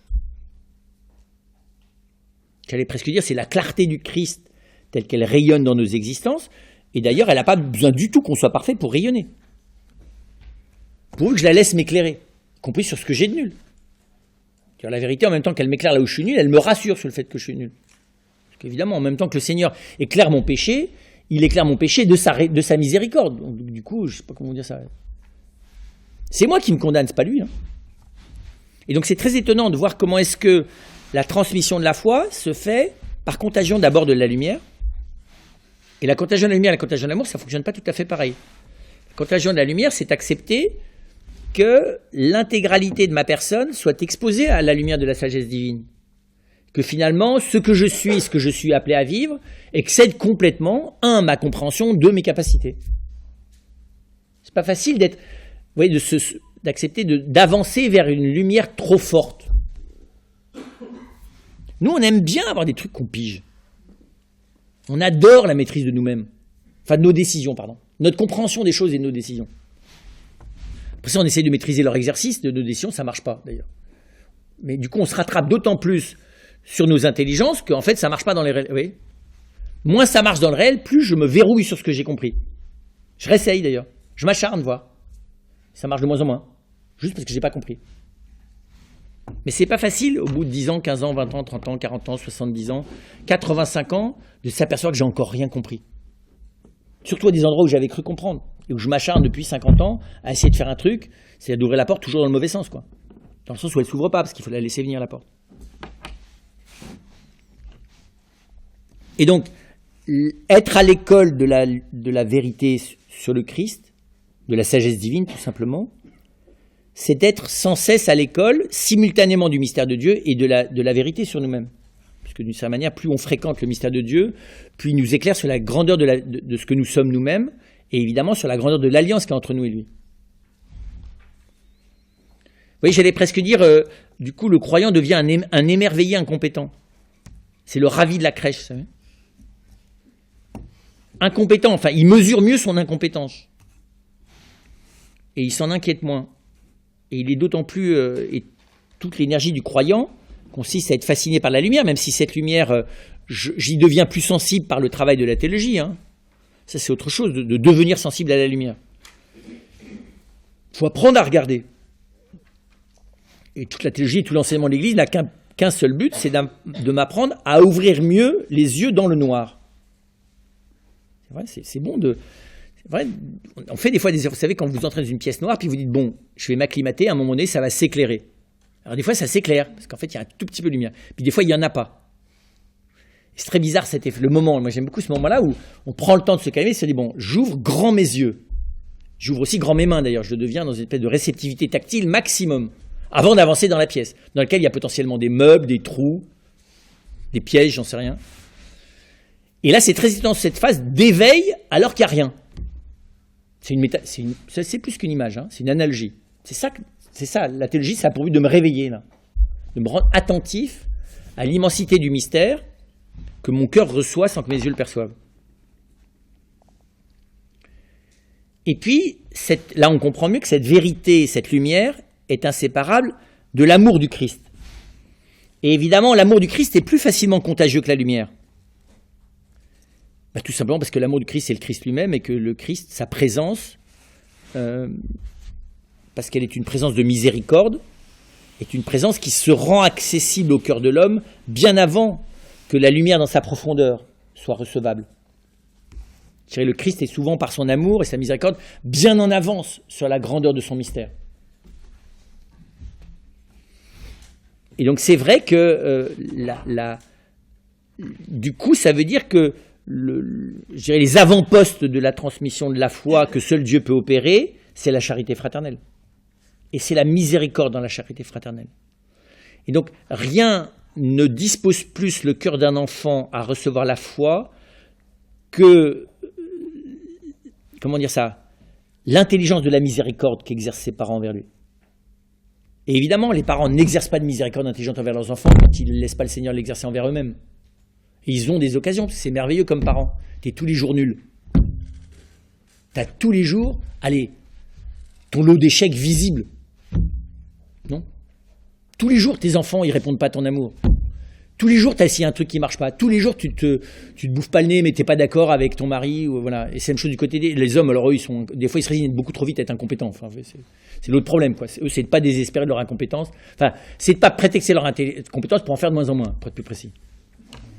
Qu'en gros, ils sont à se battre avec la tentation d'échec structurel, si vous voulez, alors que les femmes ont plus les mamans ont plus à se battre, la tentation d'échec conjoncturel, mais répété, vous voyez, à haute dose. Voilà. Et donc, donc on a son lot.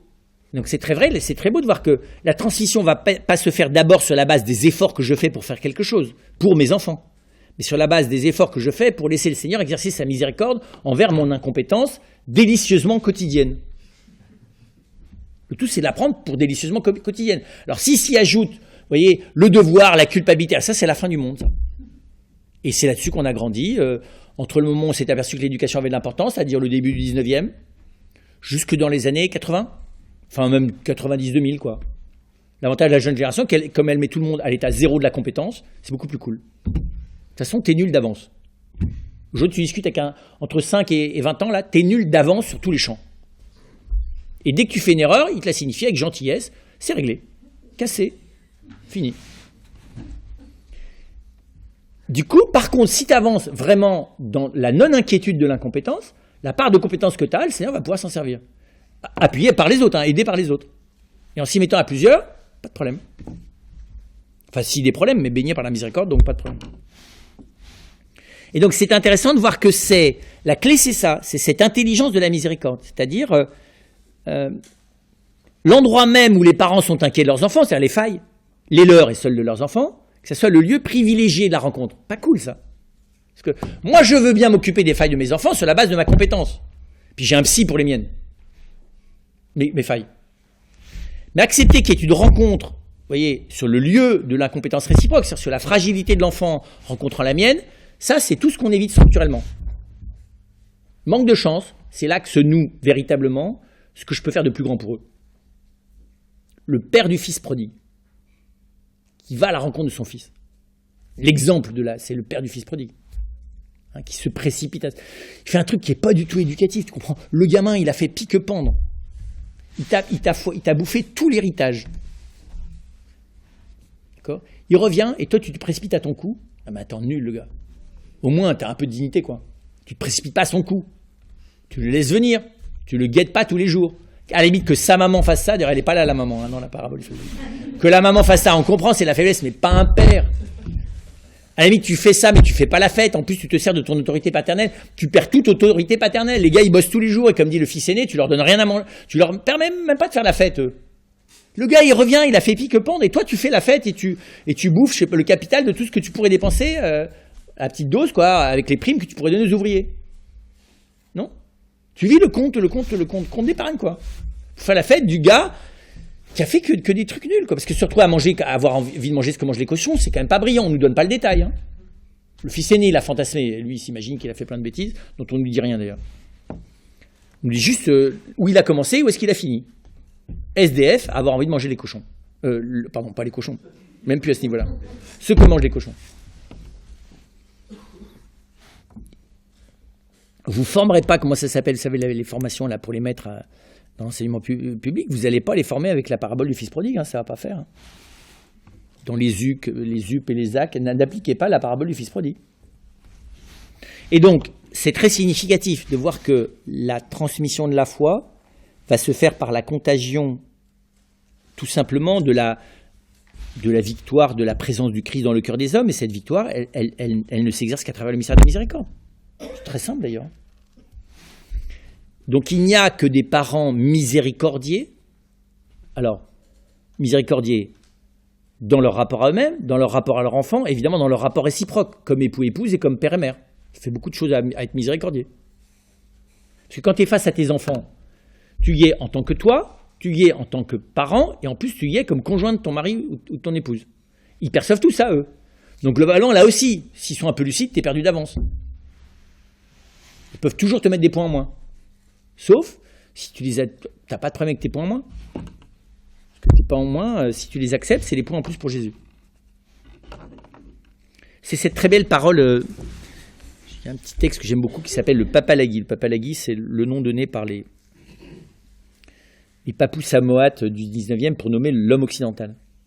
Et c'est un très beau petit livre là, où on en prend plein la figure. C'est comme une correction fraternelle de ces civilisations dites primitives à l'égard de la civilisation soi-disant civilisée, et où il montre en gros toutes les pathologies de l'Occident. De manière il a simplement, c'est les années, je crois, entre 1914 et oui, c'est juste après la Première Guerre mondiale.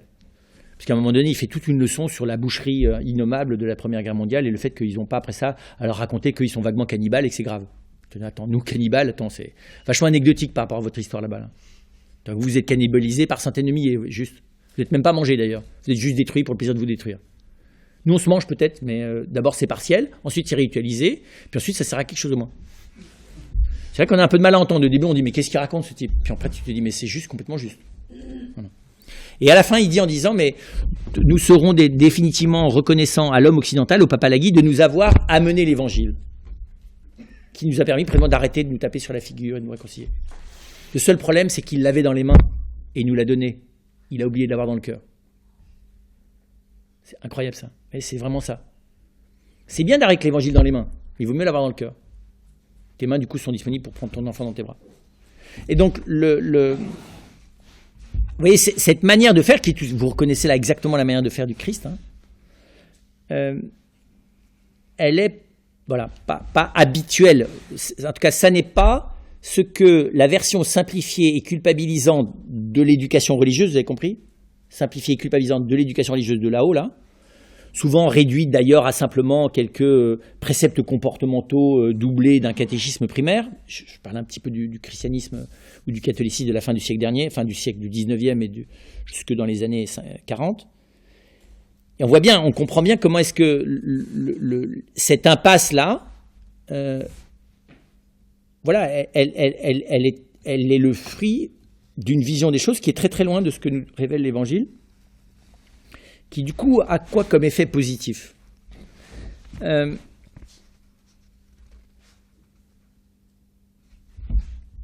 Qu'est-ce qu'il y a de spécifique, je me disais ça, sur les parents? En quoi est-ce que, du coup, la transmission de la foi, parce que tout ce que je viens de vous dire est vrai de toute personne désirant transmettre la foi. Et donc, c'est bon de se demander qu'est-ce qui caractérise, du coup, les parents. D'abord, la proximité, pour le meilleur et pour le pire. Les parents sont un endroit d'existence de leurs enfants où rien ne leur échappe, si ce n'est de manière consciente, en tout cas de manière inconsciente. On ne protège jamais un enfant. Enfin, comment dire ça? Doit-on cacher des choses aux enfants? On ne peut rien leur cacher. La question est de savoir comment on le leur signifie. Vous voyez ce que je veux dire? On leur signifie, pas toujours avec des mots, mais on n'arrive rien à cacher. C'est trop proche un enfant. Il y a des choses que je ne dirais pas, il y a des choses que j'ai pas à dire, il y a des choses que je veux pas dire, des choses que je peux pas dire. Mais ça ne veut pas dire qu'elles ne sont pas là, que l'enfant, à sa manière à lui, même si ce n'est pas conscient, ne l'aperçoit pas. Et que donc j'ai toujours... C'est ça qui est extraordinairement impressionnant d'ailleurs, c'est que d'une certaine manière, tout ce que je vis, tout ce que je suis impacte l'enfant. Et que donc j'ai affaire avec ça. Et je ne peux pas ni l'en protéger, ni m'en protéger. Ce n'est pas tout à fait vrai dans l'autre sens. C'est vrai que tout ce que vit l'enfant n'est pas toujours perçu par le père ou la mère. Même quand ils l'aiment beaucoup et qu'ils font des efforts. Oui, c'est ça. On a des parents qui aimeraient protéger leurs enfants. Alors, comprenez bien, les protéger de mes pulsions, très bien. Mais je ne peux pas les protéger de ce que je suis, ni de ce que je vis. Je peux dans certains cas les protéger de ce que j'ai vécu, pourvu que je l'ai digéré. Et des fois, j'ai pas eu le temps. Donc, je l'ai pas encore digéré. Donc, je sais qu'à ce moment-là, je peux pas les protéger de ce que je vis. C'est encore là. Que des fois, le temps que moi, j'arrive à transformer ce truc passé qui est encore là, et eux, il va falloir qu'à un moment donné, et encore tout ça ne se fait pas nécessairement dans les mots, mais voilà. On dit que c'est très étonnant, cette espèce d'embarquement commun, cette destinée commune, quoi. Dissymétrique, complètement dissymétrique. Alors, on peut dire qu'elle est injuste. Non, parce que du coup, ça veut dire aussi dans le sens qu'il y a quantité de choses extraordinaires qui influencent l'enfant de ce qu'est et de ce que vivent ses parents, et qui échappent aux parents. Vous voyez ce que je veux dire? Donc, il y a les deux. De nouveau, les espèces de secrets, les trucs affectifs, les secrets, les failles affectives, les trucs. Alors, plus on en fait des secrets, plus ça donne des failles, plus c'est des failles familiales et des secrets familiaux, plus ça donne des cadavres dans les placards, et plus ça fait des dégâts. Et donc, c'est très impressionnant de voir comment est-ce qu'il y a là quelque chose d'une destinée commune. Et donc, il y a à la fois une communion et un combat spécifique. Une communion spécifique parce que le partage de la foi, quand il se fait grâce à Dieu, comprenez bien, parce que a une intensité par la béatitude de la proximité, et qu'en même temps, les combats que l'on a à mener les uns par rapport aux autres, à l'intensité de la proximité. C'est le combat de Jacob avec l'ange. Alors évidemment, c'est aussi un devenir.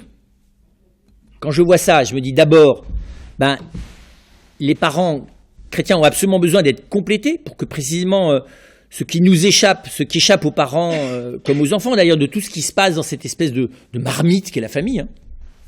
C'est bon d'avoir des frères et des sœurs chrétiens qui viennent compléter, compenser, soigner, amplifier, célébrer tout ce qui se passe de grand là-dedans. Je veux dire, c'est que on peut pas vivre ça en vase clos, ça n'a pas de sens. Encore moins que la famille humaine. Parce que la grâce intensifie tout ça. C'est pour ça que je vous disais tout à l'heure, c'est explosif. La grâce intensifie tout ça. La grâce intensifie l'amour. La grâce intensifie aussi la proximité. Donc la grâce intensifie aussi des fois l'impact de cette proximité, y compris dans ses dimensions négatives. Il ne faut pas se raconter l'histoire. Parce que la personne que tu aimes énormément, le jour où elle est blessée, tu ne peux pas te protéger. Tu t'encaisses. Et elle ne te blesse pas nécessairement parce qu'elle veut te blesser, mais sa blessure t'affecte. C'est d'ailleurs vrai de tout le mystère de l'Église. Et donc d'une certaine manière, la famille chrétienne devrait être celle qui se, comprenez bien, hein, qui s'imagine encore moins être autonome que toutes les autres. Donc le modèle Cyrillus laisse tomber. Enfin, je parle de l'image, hein. La petite famille qui s'assume parfaite, vous savez, autonome, autocéphale, autosuffisante, jusqu'à ce qu'ils aient 12 ans et demi.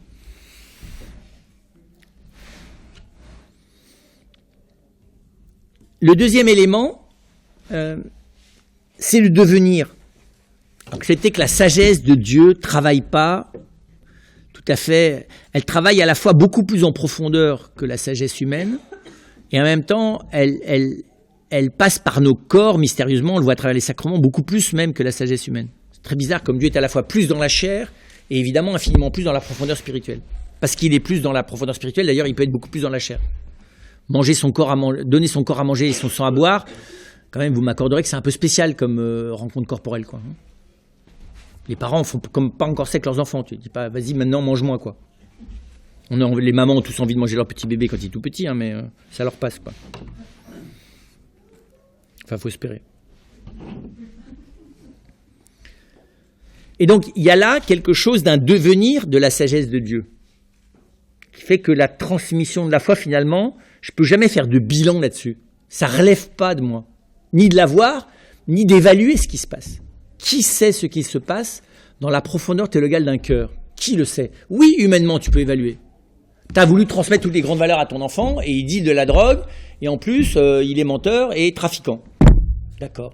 Humainement, quelle est ta part de responsabilité? C'est beaucoup plus compliqué, mais je comprends que ça soit raide. Qu'est-ce qui se passe théologalement?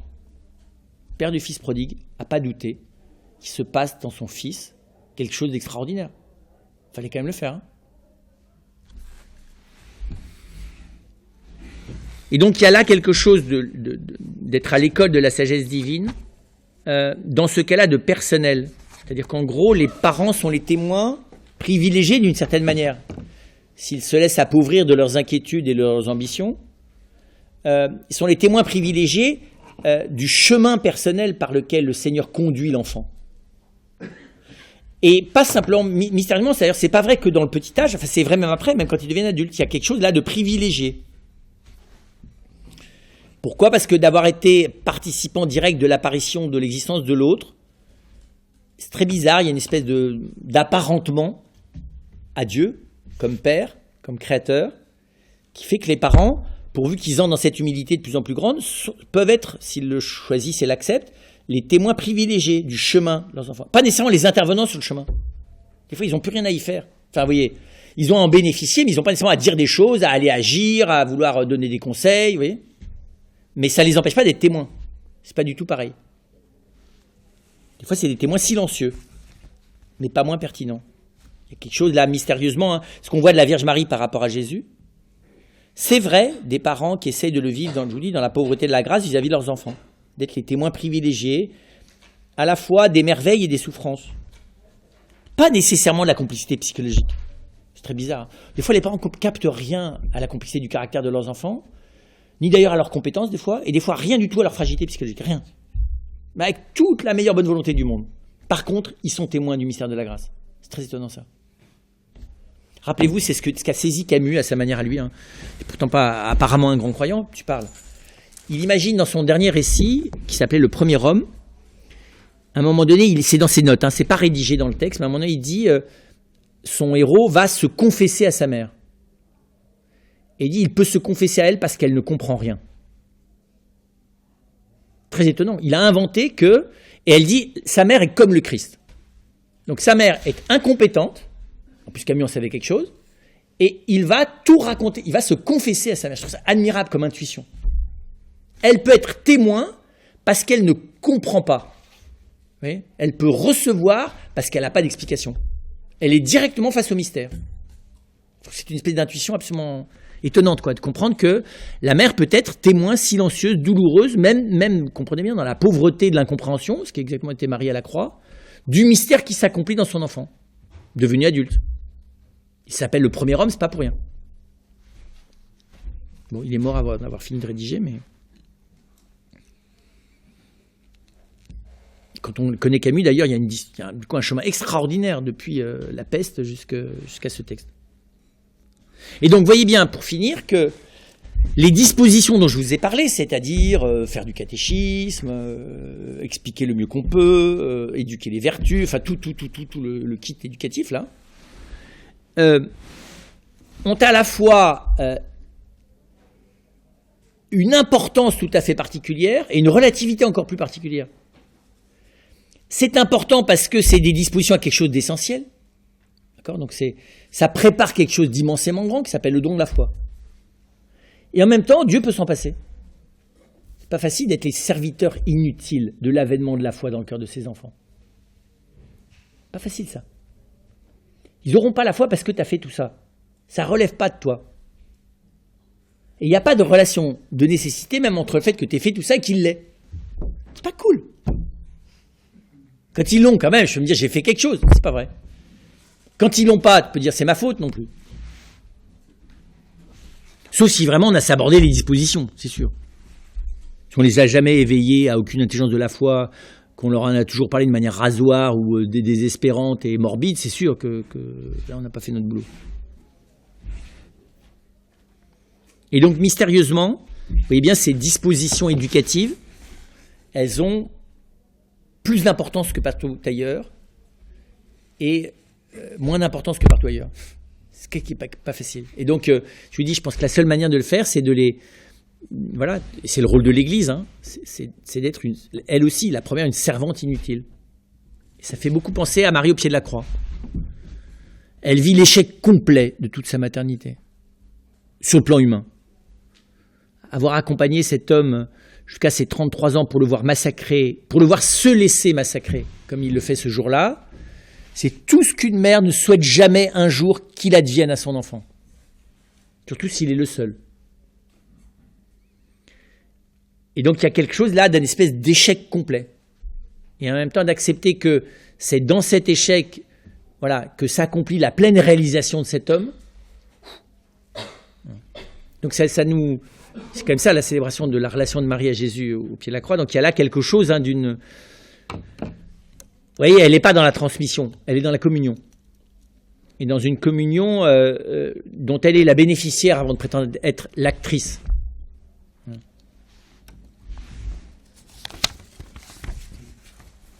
Comment être sûr que c'est bien la lumière de Dieu qu'on réfracte et pas celle du projecteur du voisin? En la cherchant. C'est assez simple, hein.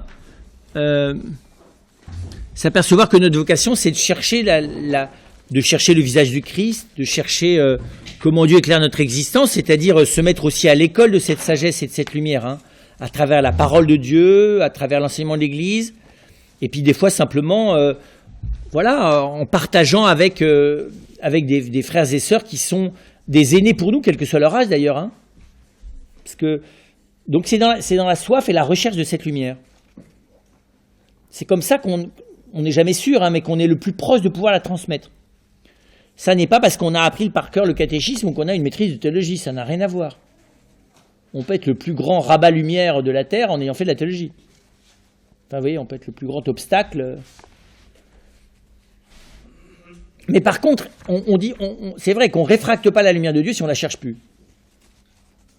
Et on ne la cherche pas véritablement de manière honnête si on n'y met pas aussi son intelligence. Si on pense que c'est simplement en étant gentil et en apprenant par cœur quelques petites phrases de l'Évangile qui nous plaisent bien, non, il faut y mettre sa tête, quoi. Enfin, pour ça dire que vous venez sur les conférences de Saint-Marie. Je ne sais pas si on la trouve, en tout cas on la cherche, à défaut. Dans les conférences, hein. Vu le nombre de personnes à évangéliser, faire des enfants en plus, n'est-il pas rajouter du travail à notre mission? Pas du tout. Pas du tout. Parce que si vous commencez par eux, ça va démultiplier l'efficacité. Puis quand même, vous avez compris, c'est quand même un lieu extrêmement privilégié. C'est un lieu à haut risque, mais dans lequel il y a un sacrement quand même. Il n'y a pas qu'un sacrement d'ailleurs, il y a tous les sacrements. Vous avez le sacrement du mariage, vous avez le sacrement du sacerdoce, parce que le curé normalement il est censé venir vous aider là-dedans. Vous avez le sacrement de l'Eucharistie, vous avez le sacrement du baptême, qui fait que vos enfants c'est d'abord pas vos enfants, c'est d'abord ceux de Dieu. Vous avez le sacrement de la confirmation, qui fait que vous n'en êtes pas d'abord responsable, c'est le Seigneur qui va s'occuper de leur destinée surnaturelle. Vous avez le sacrement des malades, enfin vous avez tout quoi. Donc quand même il s'en occupe vachement bien. Et donc c'est vrai que la famille c'est le premier lieu de l'Église. Donc voilà. Donc non, je pense que si on s'occupe les enfants sont tout à fait capables d'évangéliser. D'ailleurs, d'abord vous, ça nous fait du bien. En plus, ils sont gentils les enfants. Ils éduquent pas que leurs parents. Enfin, ils évangélisent pas que leurs parents. Ils évangélisent des fois tous les adultes, pourvu qu'on les laisse faire. Je vous assure, hein, moi j'ai vu ça. Hein, ils se gênent pas. Il faut leur donner le droit. Une fois que vous leur avez donné le droit, alors pas quand ils veulent vous faire la morale à 3 balles là, du haut de leur petit égo ridicule, vous voyez, qu'on peut avoir à 4 ans, comme à 12 ans, comme à 45. Hein, mais quand ils ont vraiment la grâce, quand ils ont vraiment la foi. Quand on est prêt à se laisser rectifier par eux, c'est pas triste. Hein. Vous savez, quand ils ont un petit sourire d'un air de dire c'est bien, là t'essayes de m'expliquer, mais juste qu'on comprend rien à ce que tu racontes, quoi. Tu me fais ta leçon de théologie. Sauf que moi, je voudrais que tu me parles de Jésus. Vous savez, il vous dit alors, Jésus, là, dans le on le croque. Il est enfermé dans le tabernacle, Jésus. Ah, vous ne sentez pas très bien. Hein.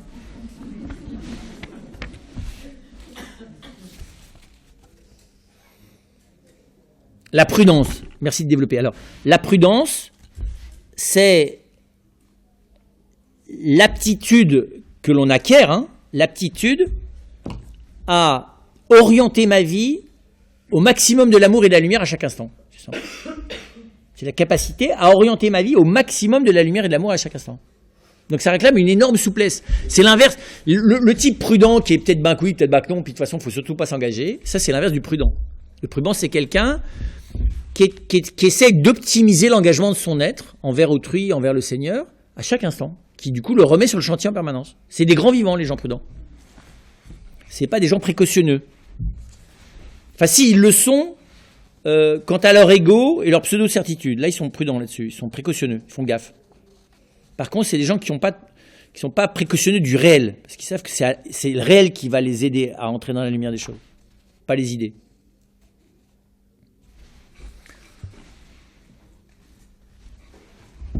Alors, donc il ne faut pas hésiter à reconnaître ses faiblesses devant ses enfants, dès leur plus jeune âge, sans avoir peur de leur réaction. Alors, oui, à condition de la manière de reconnaître. Il ne faut pas que vous commenciez à vous confesser à votre enfant de toutes les bêtises que vous avez faites. Par contre, une fois qu'il a vu que vous étiez nul, évidemment, il ne faut pas lui dire que vous êtes génial. Dire oui, t'as raison, c'est pas très brillant. C'est pour ça qu'il faut leur demander pardon. Puis il faut leur dire humblement qu'effectivement, là, vous n'êtes pas très brillant, mais vous essayez de vous améliorer. Et que l'important, c'est l'effort que vous faites pour vous améliorer, et pas d'abord le fait que vous êtes nul, ni le discours que vous êtes capable de tenir sur une pseudo-perfection que vous n'avez pas. Mais c'est pas facile, ça. Un enfant vous écoute si vous essayez. Il vous écoute pas si vous prétendez savoir. Et quand vous savez, d'ailleurs, ils préfèrent que vous les aidiez à le comprendre plutôt que de leur justifier.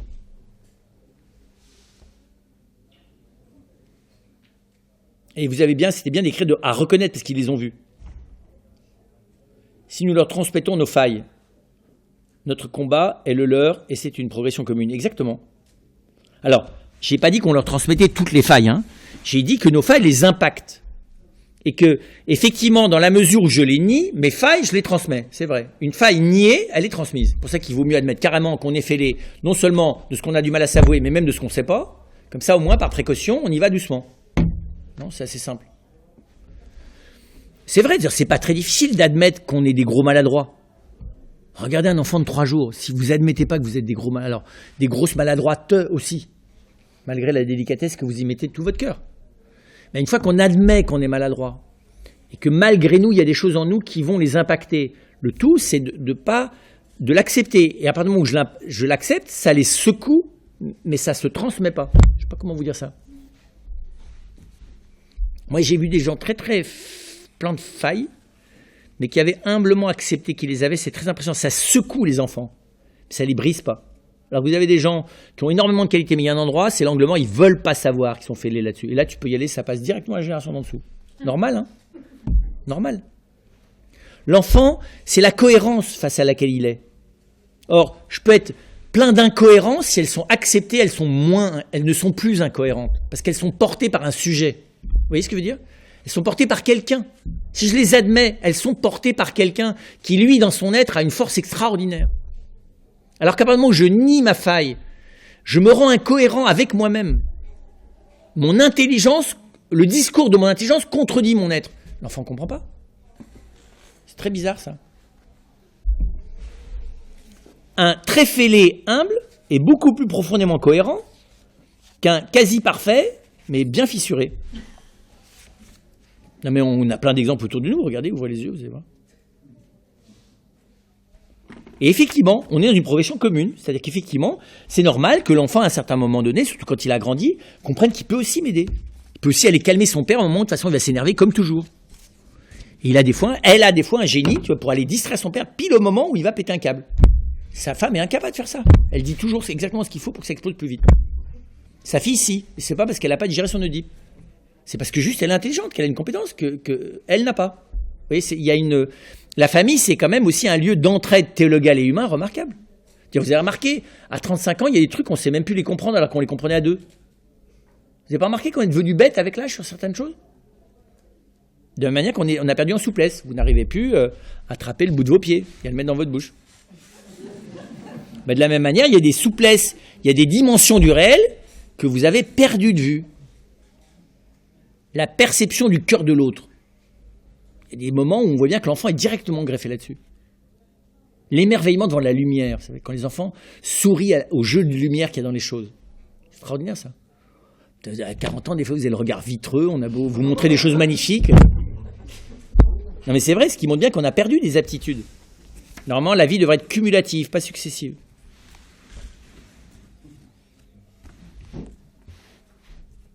La faille commune, lieu privilégié de la rencontre. Intuitivement, cela peut se dessiner. Mais comment le comprendre, l'expérimenter concrètement un exemple? Alors, soyons clairs, hein, la même chose, la faille commune, des fois, il faut un peu d'aide de gens moins fêlés que nous. Hein. Donc, des fois, il faut l'oncle, la tante, le parrain, la marraine, le grand-père, le curé, le psychothérapeute. Enfin, voilà, des fois, il faut faire attention. Parce que quand toute la famille, vous voyez, a le même type de faille, ça peut être Hiroshima aussi. Hein. Mais c'est vrai que des fois, s'apercevoir que oui, moi, je sais très bien. Un frère m'a dit, mais c'est spécial dans votre famille, vous disputez tout le temps à table. J'ai dit, mais on se dispute pas, on discute.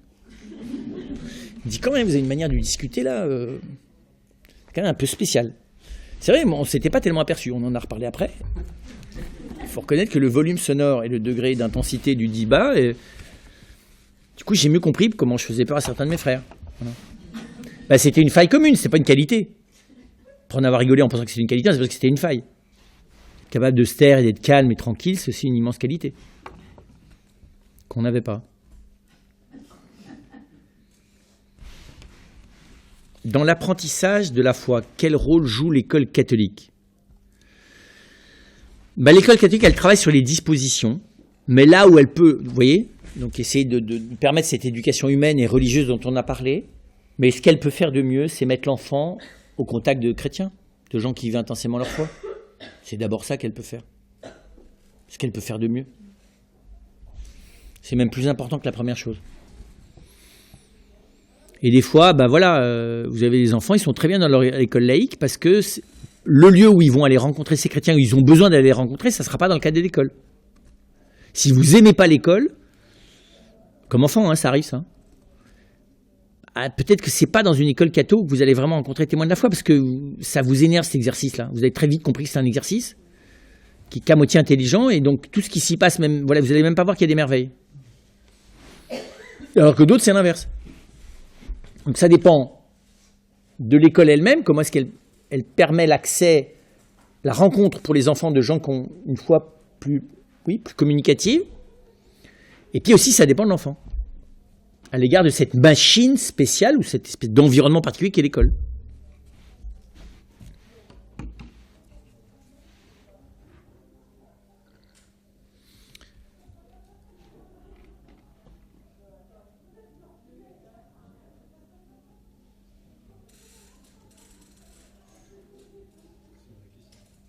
L'enfant est-il libre de recevoir ce que ses parents veulent j'arrive pas bien à lire.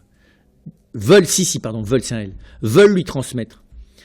Alors, oui, s'il ne le lui impose pas. C'est pour ça qu'il y a des choses qu'on ne laisse pas à la liberté de l'enfant. C'est les règles du jeu qui mettent en cause l'intégrité de chacun. C'est-à-dire qu'en gros, tu tapes pas les autres, tu mets pas ta vie en jeu, tu mets pas en jeu la vie des autres, tu respectes leur espace d'existence, ça c'est non négociable, d'accord, parce que ça touche les biens élémentaires. Donc là, il y a un élément, au début, c'est pas du dressage, parce qu'il y a déjà l'intelligence, mais ça c'est pas de l'ordre du si tu veux bien mon chéri. D'accord. Quand ça touche les biens élémentaires, et quand ça touche aussi le respect du bien commun. Voilà, donc tu as la capacité manifeste de commencer à manger correctement ta purée sans en mettre partout, c'est pas au choix, quoi. Que tu le fasses avec bonne humeur ou mauvaise humeur, ça c'est au choix. On ne peut pas t'imposer la bonne humeur. On ne peut pas t'imposer d'aimer tout. On ne peut pas t'imposer de dire que c'est très bon alors que tu trouves ça très mauvais. Par contre, on peut t'imposer d'en goûter toujours un peu, pour que ça ne te rende pas malade. Vous voyez, c'est l'endroit où c'est vraiment le respect élémentaire. Par contre, effectivement, tout ce qui est de l'ordre de la vérité, je ne peux que le proposer. Et parce que c'est la vérité qui est convaincante, pas moi. Et des fois, c'est parce que j'ai pas encore, ou bien parce que l'enfant ne veut pas la recevoir, ou bien parce que j'ai pas encore réussi à lui présenter cette vérité de manière telle qu'elle correspond à ce qu'il veut, vous voyez, à ce qu'il en pressent ou à ce qu'il est capable d'en comprendre.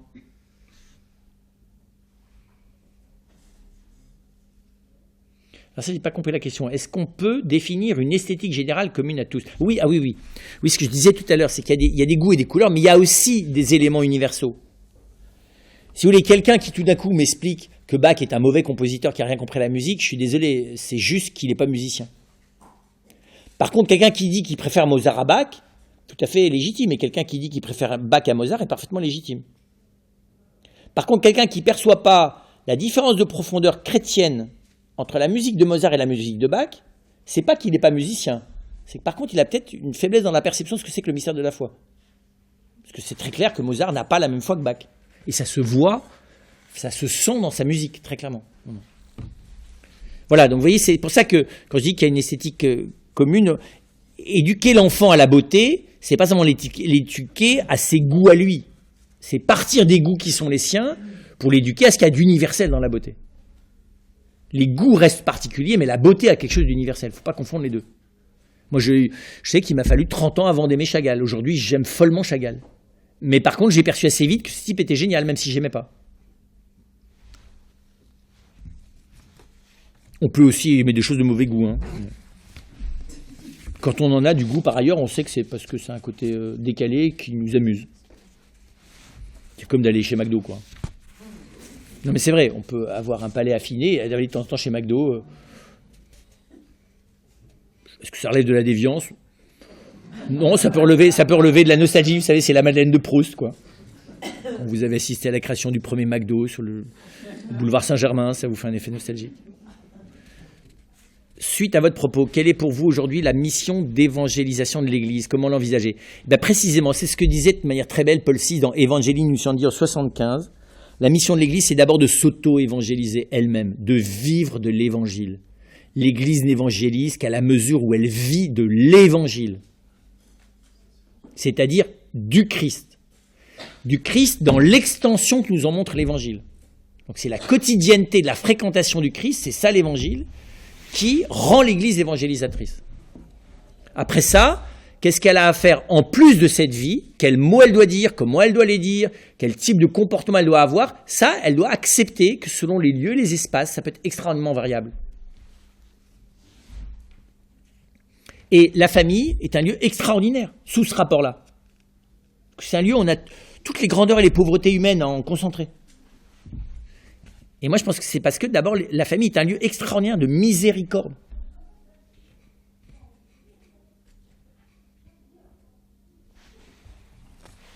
Et l'ingérence, si un enfant est en danger dans son nom, faut-il accepter simplement, conseiller ou agir avec sa raison? C'est pas facile, ça. Ça dépend. Hein. Il y a le non à la vérité. Ça ne se traite pas exactement la même chose que d'un non quant à une décision. Le non quant à la vérité, c'est qu'il faut argumenter, c'est-à-dire qu'il faut montrer à l'enfant qu'il se trompe. Quand on a autorité sur lui, d'ailleurs, même s'il n'adhère pas à la vérité, on doit lui interdire les conséquences qui peuvent être effroyables dans certains cas de cette refusée des vérités qu'il refuse. Je ne peux pas lui imposer la vérité. Mais quand j'ai autorité sur lui, je peux encore lui imposer de ne pas faire, lui interdire ce qu'il prétend faire au nom du mensonge dans lequel il est. Alors, il y a des endroits où c'est pas simple de savoir où est la vérité, mais il y a des endroits où c'est simple. Un gamin qui vous explique à 14 ans que de toute façon la cocaïne c'est un super booster pour faire ses examens, voilà, vous allez lui expliquer que non. C'est pas qu'un booster, c'est aussi un destructeur. Donc il faut accepter l'enfant. Ça c'est non négociable. Accepter aussi d'abord la part positive de cet enfant, elle est énorme. Accepter l'existence de quelque chose d'ambigu, voire de malsain, de négatif chez l'enfant. Entrer dans un dialogue, là où on le peut, savoir qu'on ne peut pas forcer à l'adhésion à la vérité, et puis agir, voilà, le plus intelligemment possible, en lui expliquant pourquoi est-ce qu'on agit, tant qu'on a autorité sur lui. Voilà.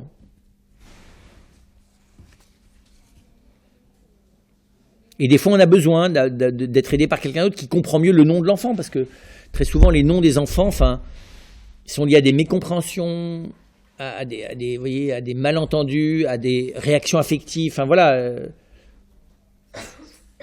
pas trop vite prétendre qu'on a raison, que son enfant a tort. Faut y aller doucement des fois. Peut-être qu'il a voulu dire des choses à travers ça. Faut pas tout excuser, quoi. Hein. Il faut aussi pas trop vite conclure. Comme partout dire. Comment les parents peuvent-ils être aidés à comprendre ce qui se passe théologalement dans la vie de leurs enfants, comme le père du fils prodigue? Je pense d'abord en priant pour eux, c'est-à-dire en prenant l'habitude de les rejoindre par le cœur plus souvent que par la vue ou la coexistence. Plus on fréquente les gens quotidiennement, plus il faut prier pour eux, pour compenser ce que les mille et un chocs et rencontres quotidiennes peuvent induire, de plus difficile. Voilà. Donc je pense que la prière aide à ça. Et puis dans certains cas, c'est d'admettre humblement que on peut avoir un angle mort, on ne perçoit pas. C'est pas simplement vrai dans la vie familiale. Hein. On peut des fois ne pas percevoir et on a besoin d'un tiers parce qu'on ne comprend pas son enfant, on ne comprend pas son rapport à la foi. Voilà. Et donc des fois, c'est un tiers, c'est un parrain, une marraine, un frère, une sœur qui peut nous aider à comprendre qu'en fait, il a une manière de vivre sa foi, son rapport au Seigneur qui est totalement différent d'une autre. Et vous voyez, comprenez bien, il y a bien plus de diversité dans l'ordre de la manière de vivre du Seigneur qu'il y en a dans les goûts, les couleurs et même les manières de vivre humaines. Ouais. La vie théologale nous différencie personnellement bien plus que les différences personnelles. C'est pas facile, ça, d'admettre que les chemins, que même si nous avons une nature commune qui nous détermine un minimum de droits et de devoirs, qui c'est simplement l'écologie du respect de la personne humaine, très bien, ça c'est la base de départ. Mais ensuite, sur ce fond-là, le chemin de Dieu dans le cœur de chacun, c'est tellement innovant, créatif, je ne sais pas comment dire ça, à contre-pied des idées toutes faites et des prévisions. C'est pas linéaire, hein, l'Esprit Saint. Christ non plus d'ailleurs, suivre l'agneau. C'est pas linéaire les agneaux, ça marche pas droit. Et des fois les parents se fatiguent un peu à suivre, à courir derrière les agneaux. Ils ont un petit peu de mal à comprendre le... Mais c'est vrai, des fois c'est, je vous dis, des fois c'est un frère, une sœur aînée ou cadette ou quelqu'un d'autre qui voit ce que, par moment, de manière mystérieuse, des fois parce que ça leur rappelle peut-être trop de choses d'eux-mêmes, les parents voient pas du tout.